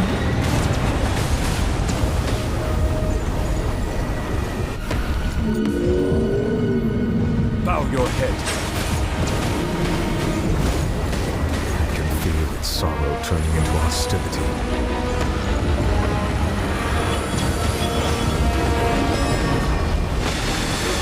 Settle down!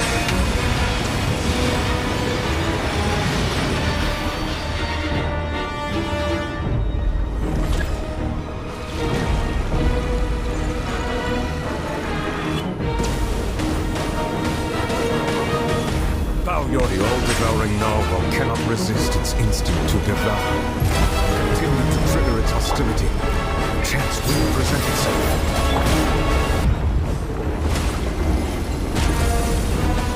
Swift is the swallow. Closing in. Here.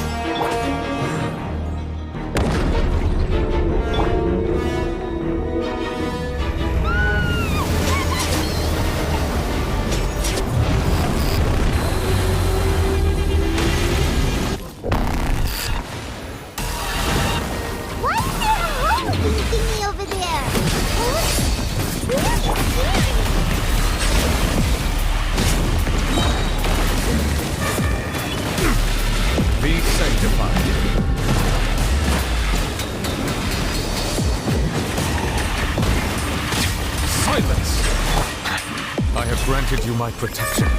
Do not fear. Seize the moment and use my power to suppress its root from within.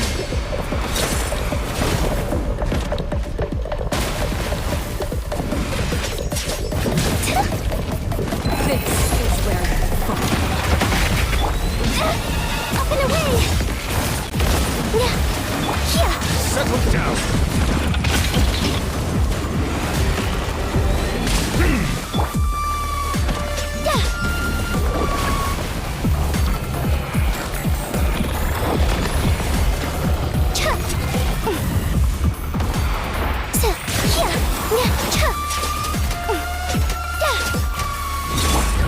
Bow your head.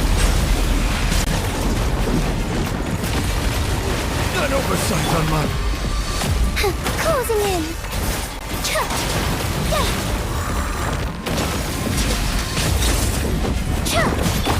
Silence! The tides beckon.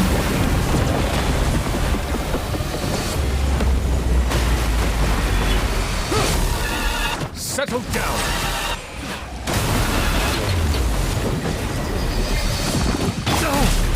Up and away! Skills be gone!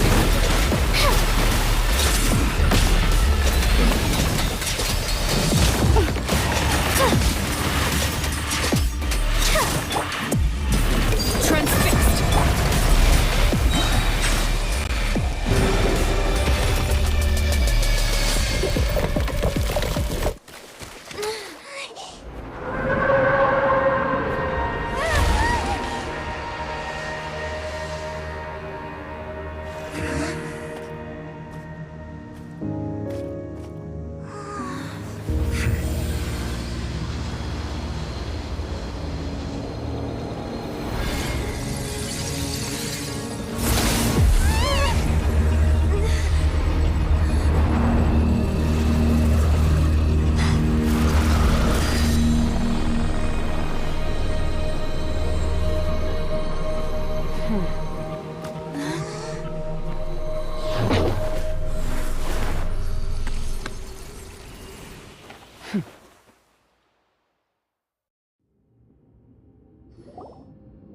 Thanks for helping with the cleanup.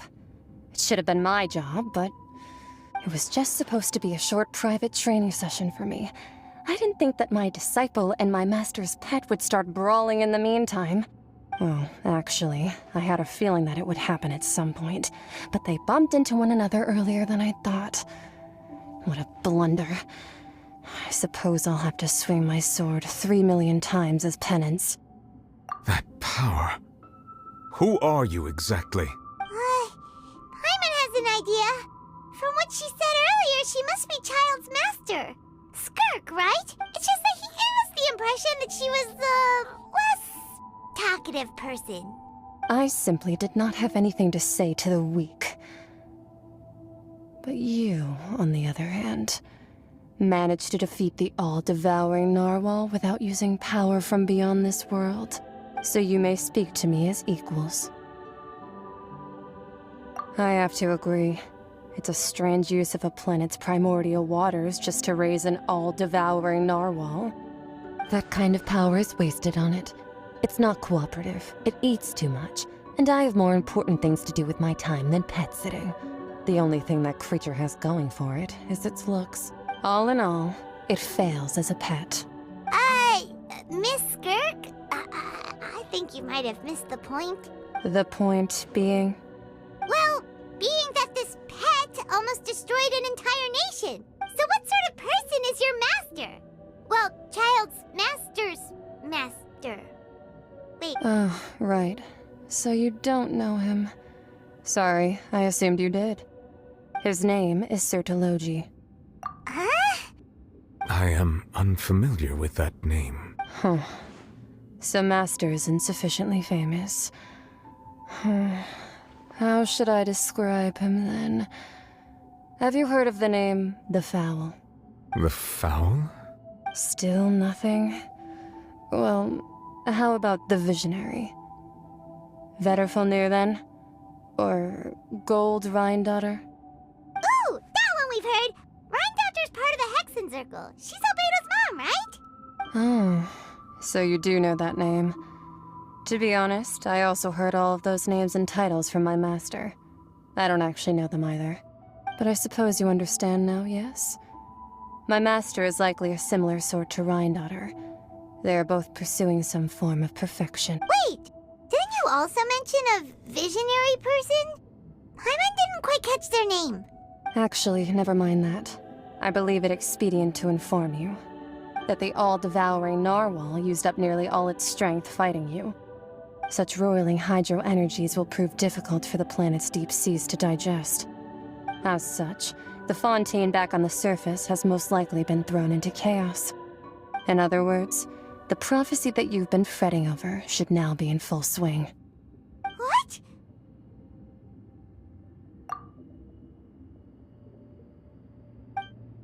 Not to worry. Focalor has already managed to deceive the heavenly principles.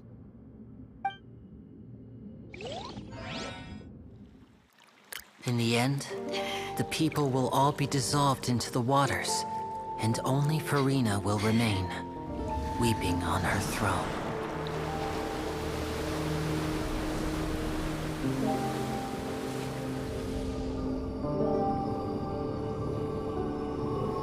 Only then will the sins of the people of Fontaine be washed.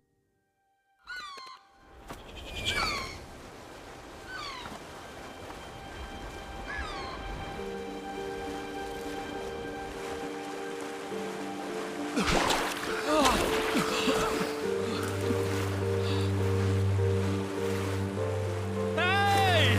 Help! Over here!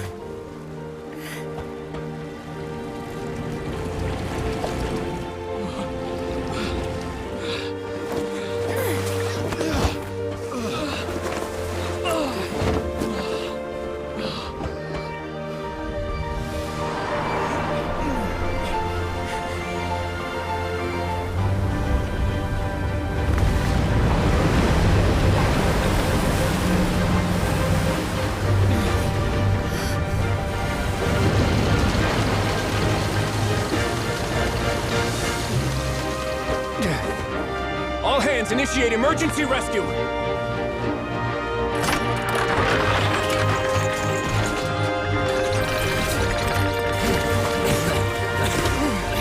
Hurry!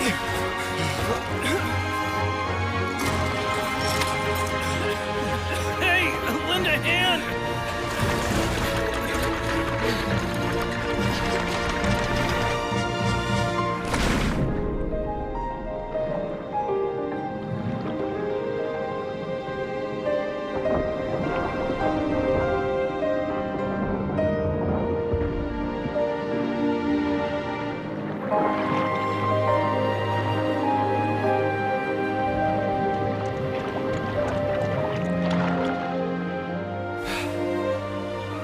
Look! The water's receding!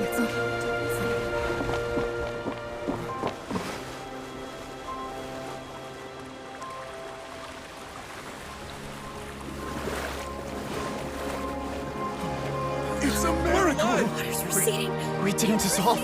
The prophecy was wrong. The prophecy was wrong.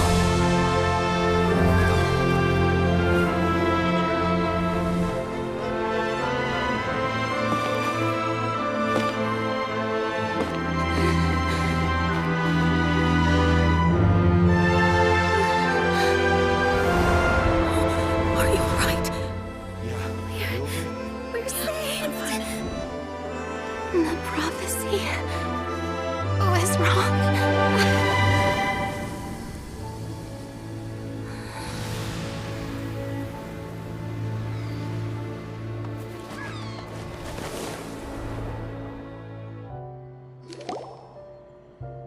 The soul renewed. The Suite of Rasula attacks post-disaster rebuilding.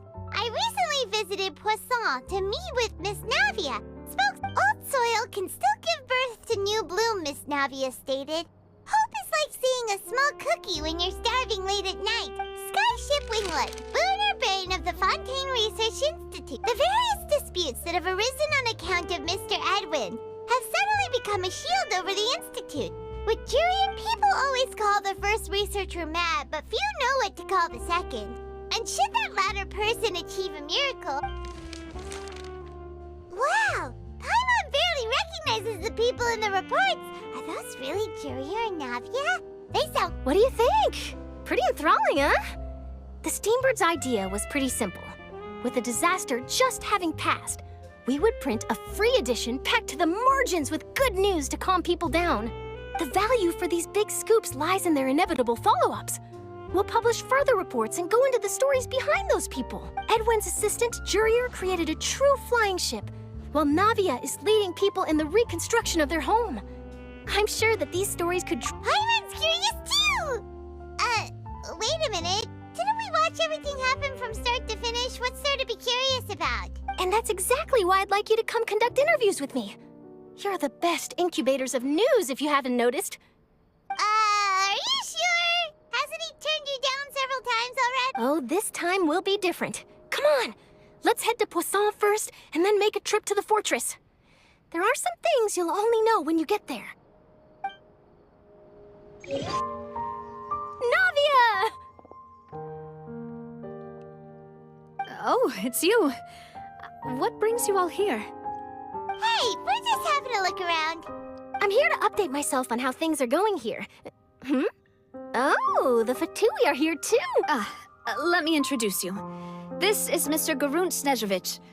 He represented the Knave in sending us a large amount of supplies, and is helping with our work. Our residents are hard at work as well. Thanks to everyone, work is progressing nicely. We've lost a lot of people, but we're moving forward. Hello, Miss Charlotte. I'm a big fan of yours. I especially like that article you wrote last year about Fontaine's stray cats. But if you don't mind, could you not emphasize our role too much in your report? It's not charity we're doing here. We just happen to share the same interests as the Spina. I get where you're coming from. I'll keep it as simple as possible. Or would you be willing to feature as friendly neighbors? That would be fine. Thanks. Oh, you're back too. How are things? We finished laying down the construction materials. It'll be another hour before the workers are able to go over there. Huh? You're here too, Clorand? Well, her reputation's greatly risen after that whole duel business with Miss Farina, so she's here in Poisson to wait out the heat. All right. She really came here to help me out. There's too much to consider in the reconstruction of Poisson. The Spina has need of more decision-makers. And, well, I do already happen to be connected to Mr. Callis. Oh, wait just a moment. Do you mind me asking a few questions? You know, about how you felt before the duel, about what it was like facing down a god. There's lots of exciting material there, I bet. Forget it. I'm sure you can find a better theme than that, Miss Charlotte. I see you're the same as always. Couldn't you do me a favor, for Navia's sake? Well, if we're talking about doing things for my sake, you might as well just take a few more photos of me. Or of the Traveler. It's better than wasting time persuading Clorand at any... Of course I will. I'm not gonna let her off that easy. All right, then everyone who wants to be in the photo, gather up.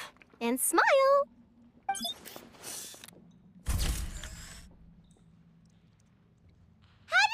Was it a good shot? Did Paimon look cute in it? Not bad. Your addition really helped the composition of the picture. All right, hang on a moment. Let me snap a few more shots.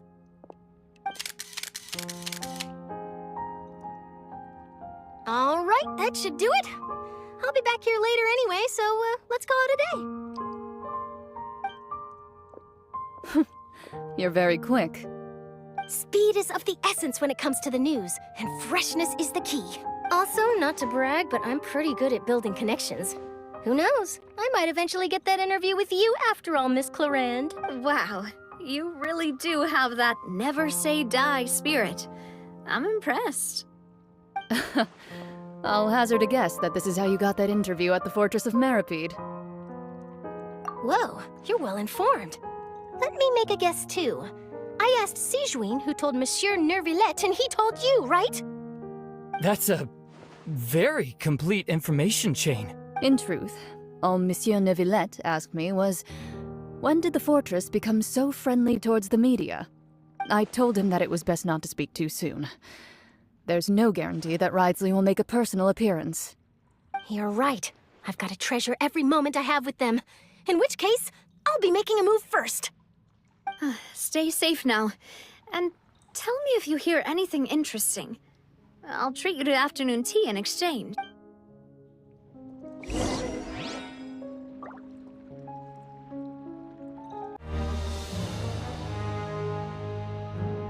Wow, guess we're here again, huh?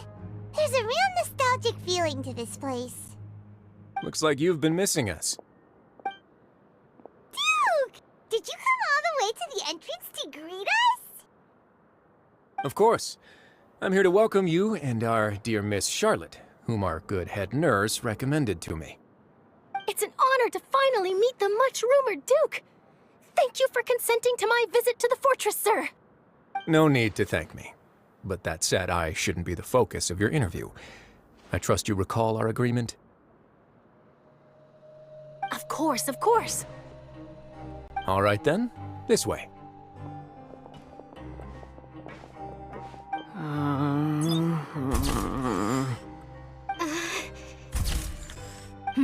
Hey, no need to be so nervous.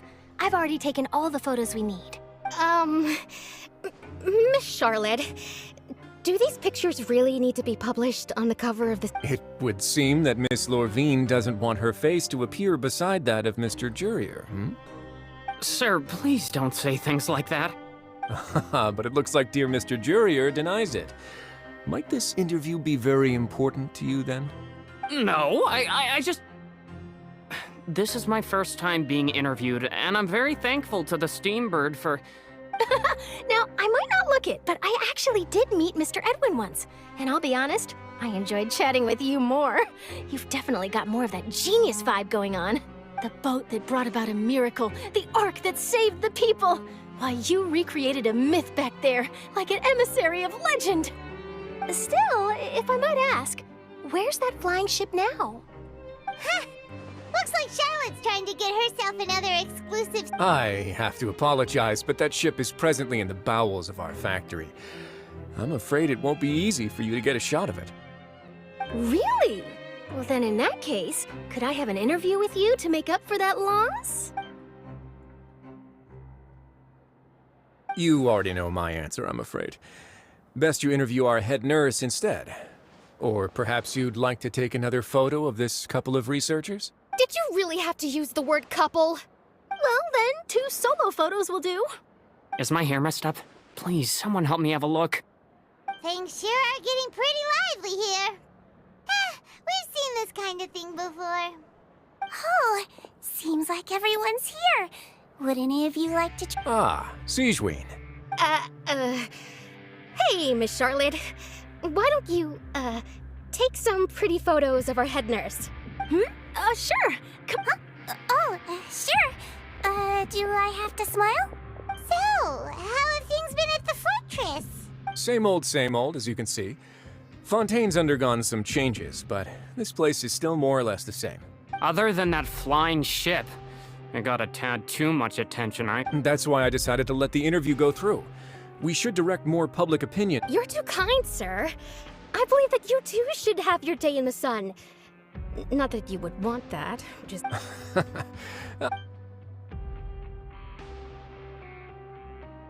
I see. Lots of things happened that day, huh? Anyway, regarding that Harbinger, I'm not sure you remember, but his 3 young followers are still waiting for his return. He sure did win them over, huh?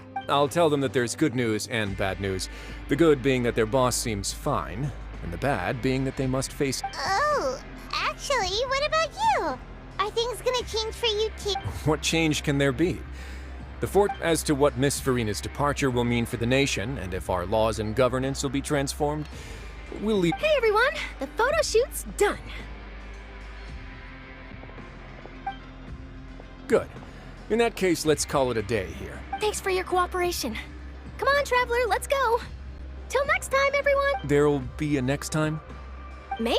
Who knows? I might write a story about the underwater factory next time.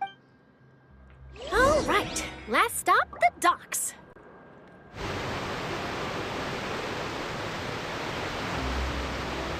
I didn't see them! They really are here! How did you know? Navia mentioned that she stayed in touch with Linny and the others after working together. Apparently, they've been at the docks distributing these strange pockets the whole time since. Traveler, Paimon. Ah, and Miss Charlotte, too. Would you like a magic pocket? What sort of gadget is it? It's a wondrous bag that can be used to carry many things. The water level has returned to normal, but if you see any of your things floating around, you can use this to carry them. Or you could trick a friend into doing it for you. Trick a friend? I wonder which of my friends would fall for that.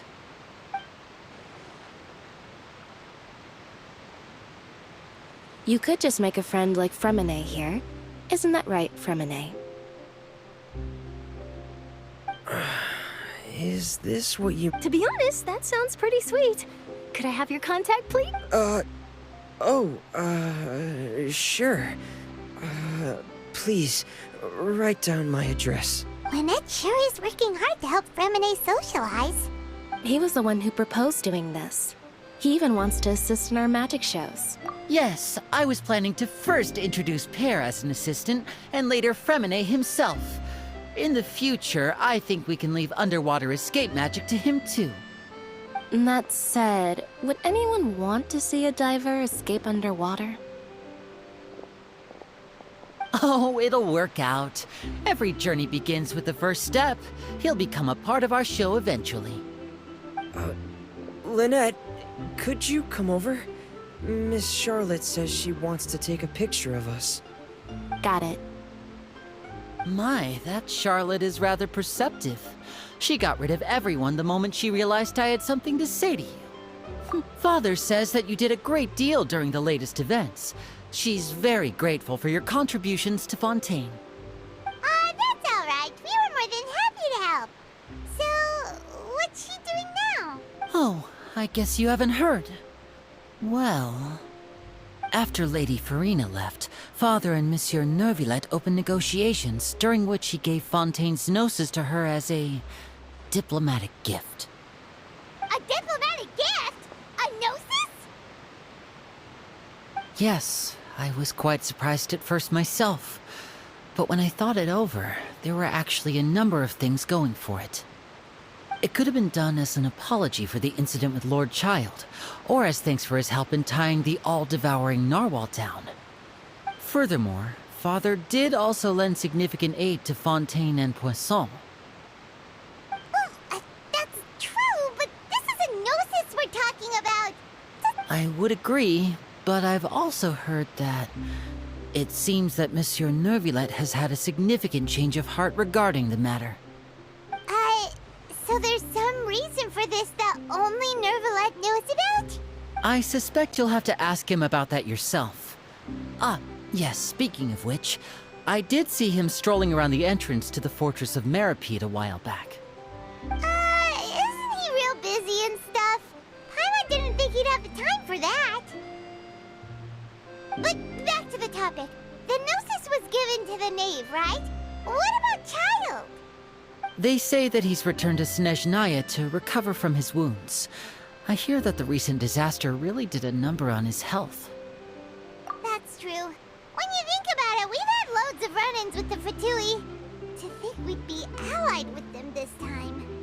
So shocked by such a simple switching of sides?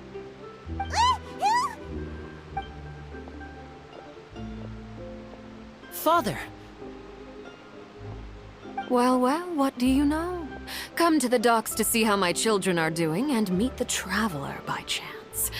Please do not pay my accomplishments in Fontaine too much mind. I would have done them regardless.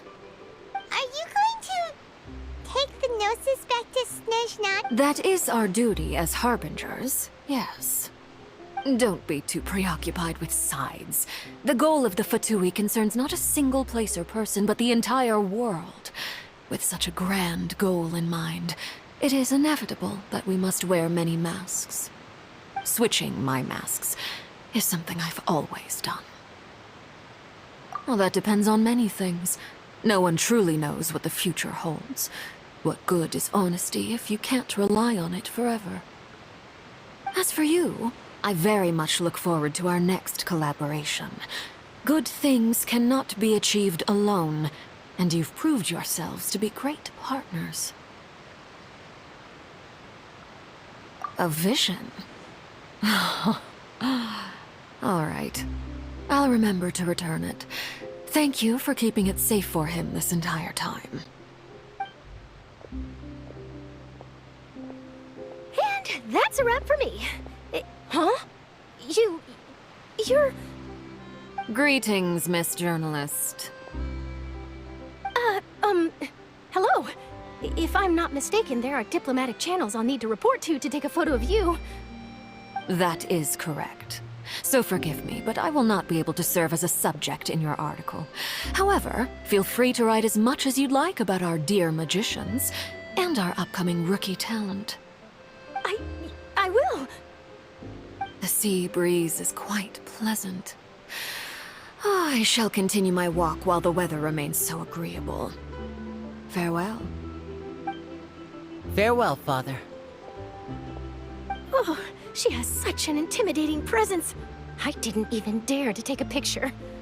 Thankfully, I've already wrapped up all my pre-scheduled interviews. Thank you all. This'll be more than enough for me to write about, I'm sure. Don't be too nervous. Why don't you take a magic pocket before you go? Here, Traveler, Paimon, you take one too. To move things about? That's right. Funny. I was giving out magic pockets when we first met too. And what do you know? I'm doing the exact same thing right now. So many things have happened, but the pockets are still the pockets. I guess this must be life.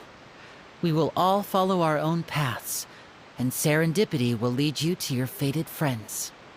All right then. We'll be handing out pockets in some other districts later, so we'll get going now. Have a good day, you two. Guess we said Charlotte, huh? Shall we go see how Neverlette's doing? As long as he's not so...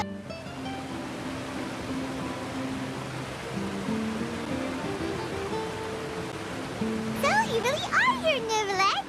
I didn't think you were going to have free time this hour of the day. Really? Oh, I suppose you must have met Mr. Linney. He took the time to greet me earlier when he passed this way. In any case, you came at a good time. I was just considering reaching out to you to set up a meeting, so I may explain some things that I haven't had the time to before. Aw, Paimon's glad that you remembered. Thank you for keeping us on your mind, what with you being busy and all. Alright, let's have it then. How was Fontaine actually saved? The whole business is still quite the mystery to us. It is strange how words can often leave a bitter taste in the mouth when it finally comes time to say them out loud.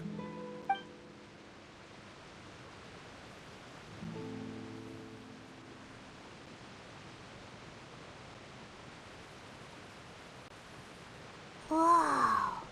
So that's what happened? Fusillor destroyed the divine throne of the Hydro Archon and restored your power to you, transforming you into a fully fledged elemental dragon sovereign. But Paimon still doesn't quite get what you did to save the Fontanians from dissolving. For me, the authority of the ancient dragons refers to absolute control over the hydro element. Fontanians were incomplete humans born of Egeria's use of the power of the primordial sea, with constitutions similar to that of mimics. But so long as those primordial energies remain within them, I could use the ancient dragon's authority to grant them true blood, after the fashion in which life was first brought into being on this planet. In other words, when I gave my verdict, Fontanians became true humans, and thus would naturally no longer be dissolved by water from the primordial sea. Fusillor must have counted on you to make that decision as well. Your verdict was the key to making the prophecy appear to have come... Yeah, and in a manner of speaking, Fusillor finally managed to fulfill the original Hydro Archon's wish to turn Oceanids into real people too!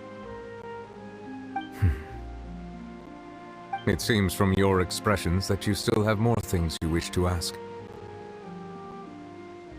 Ask away. I will tell you the truth as I know it.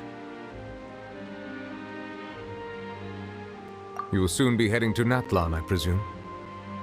I'm afraid that I have little talent as a travel guide, so all I can do is tell you what I know about that land. As far as I'm aware, Natlon can be said to be a nation of dragons. A nation of dragons? You mean like you? No, I suspect that I would not find myself welcome there. Unlike ancient dragons such as myself, the dragons of Natlon have undergone long years of development and evolution. Large numbers of them have entered a form of coexistence with humanity. Natlon is also the nation of war. War ravages those lands like an undying flame. There is one other piece of information I got incidentally from my negotiations with the Knave that I believe may be useful to you. The Harbinger known as the Captain has thrown his hat. The Captain? I suggest that you fully prepare yourself before going to Natlon. Ask away. I will tell you the truth as I know it. Hang on a sec. Paimon, when we spoke to Linny earlier, he mentioned that we guessed that there might be some reason for it that— No wonder the House of the Hearth. So regarding this specific issue, I was just getting ready to share something with you. In truth, I exchanged some further words with that lady named Skirk after sending you two back to the surface. It went something like this.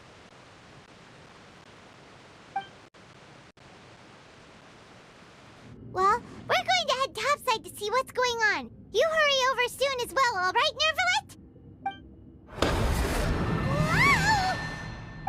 What next? The all-devouring narwhal isn't here, so I'm no longer getting any interference. I can finally catch the scent of your power, what it's made of. It is the authority of the planet's primordial dragons, but with something very similar to a god's curse mixed in.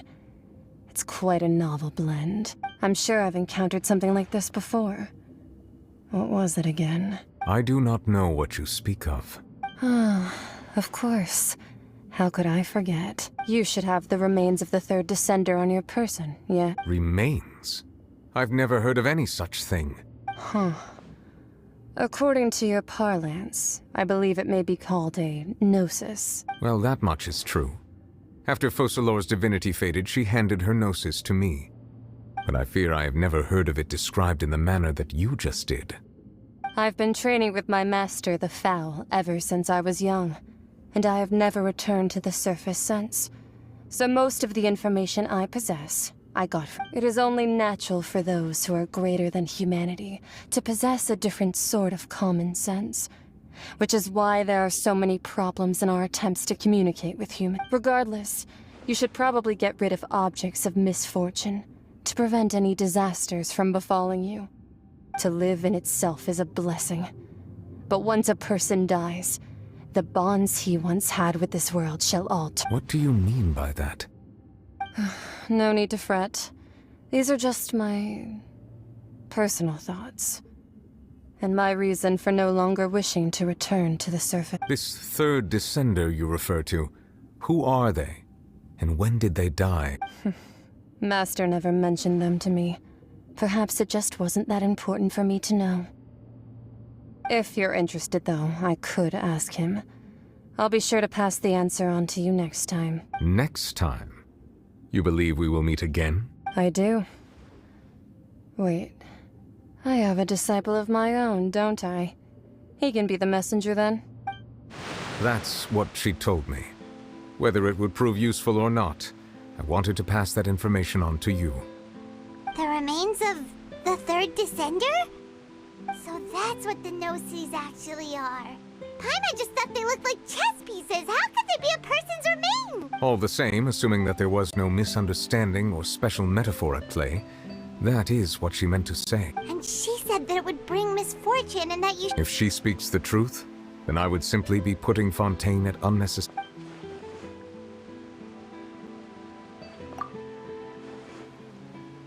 I had guessed that you might already be familiar with this concept, but I did not expect you to be one of them. That means that the Gnosis, which are exceedingly element-compatible and can even enhance— I wonder, does your body also possess similar properties? Like being able to use elemental powers without a vision! That does sort— No, let's not think about this stuff right now. Comparing the Traveler to the dead third descender and all? That's what you say, but this topic still feels like bad luck. Once Child recovers, let's get some more answers out of him. Or go look for his master and get the answers that way. I too believe it unwise to make too many blind guesses when information is lacking. The same is true of being at court. All right. Whatever the case, it seems like the crisis here in Fontaine's over for now. Yes. All of Focalor's efforts were for this moment as well. But she sacrificed herself in the end as a god, and she suffered through all those years as a human. Was that really what she wanted? I suppose that would be the mystery of a god's will. I suspect not. But once in a while I too would guess that if wishes were like the clouds in the sky, they will one day return to the earth as raindrops. Life flows like water, and rain is the final answer. The water levels may sometimes tilt one way or another, but the rain falls fairly upon all. And what, ultimately, is the difference between the rains that fall upon all of us?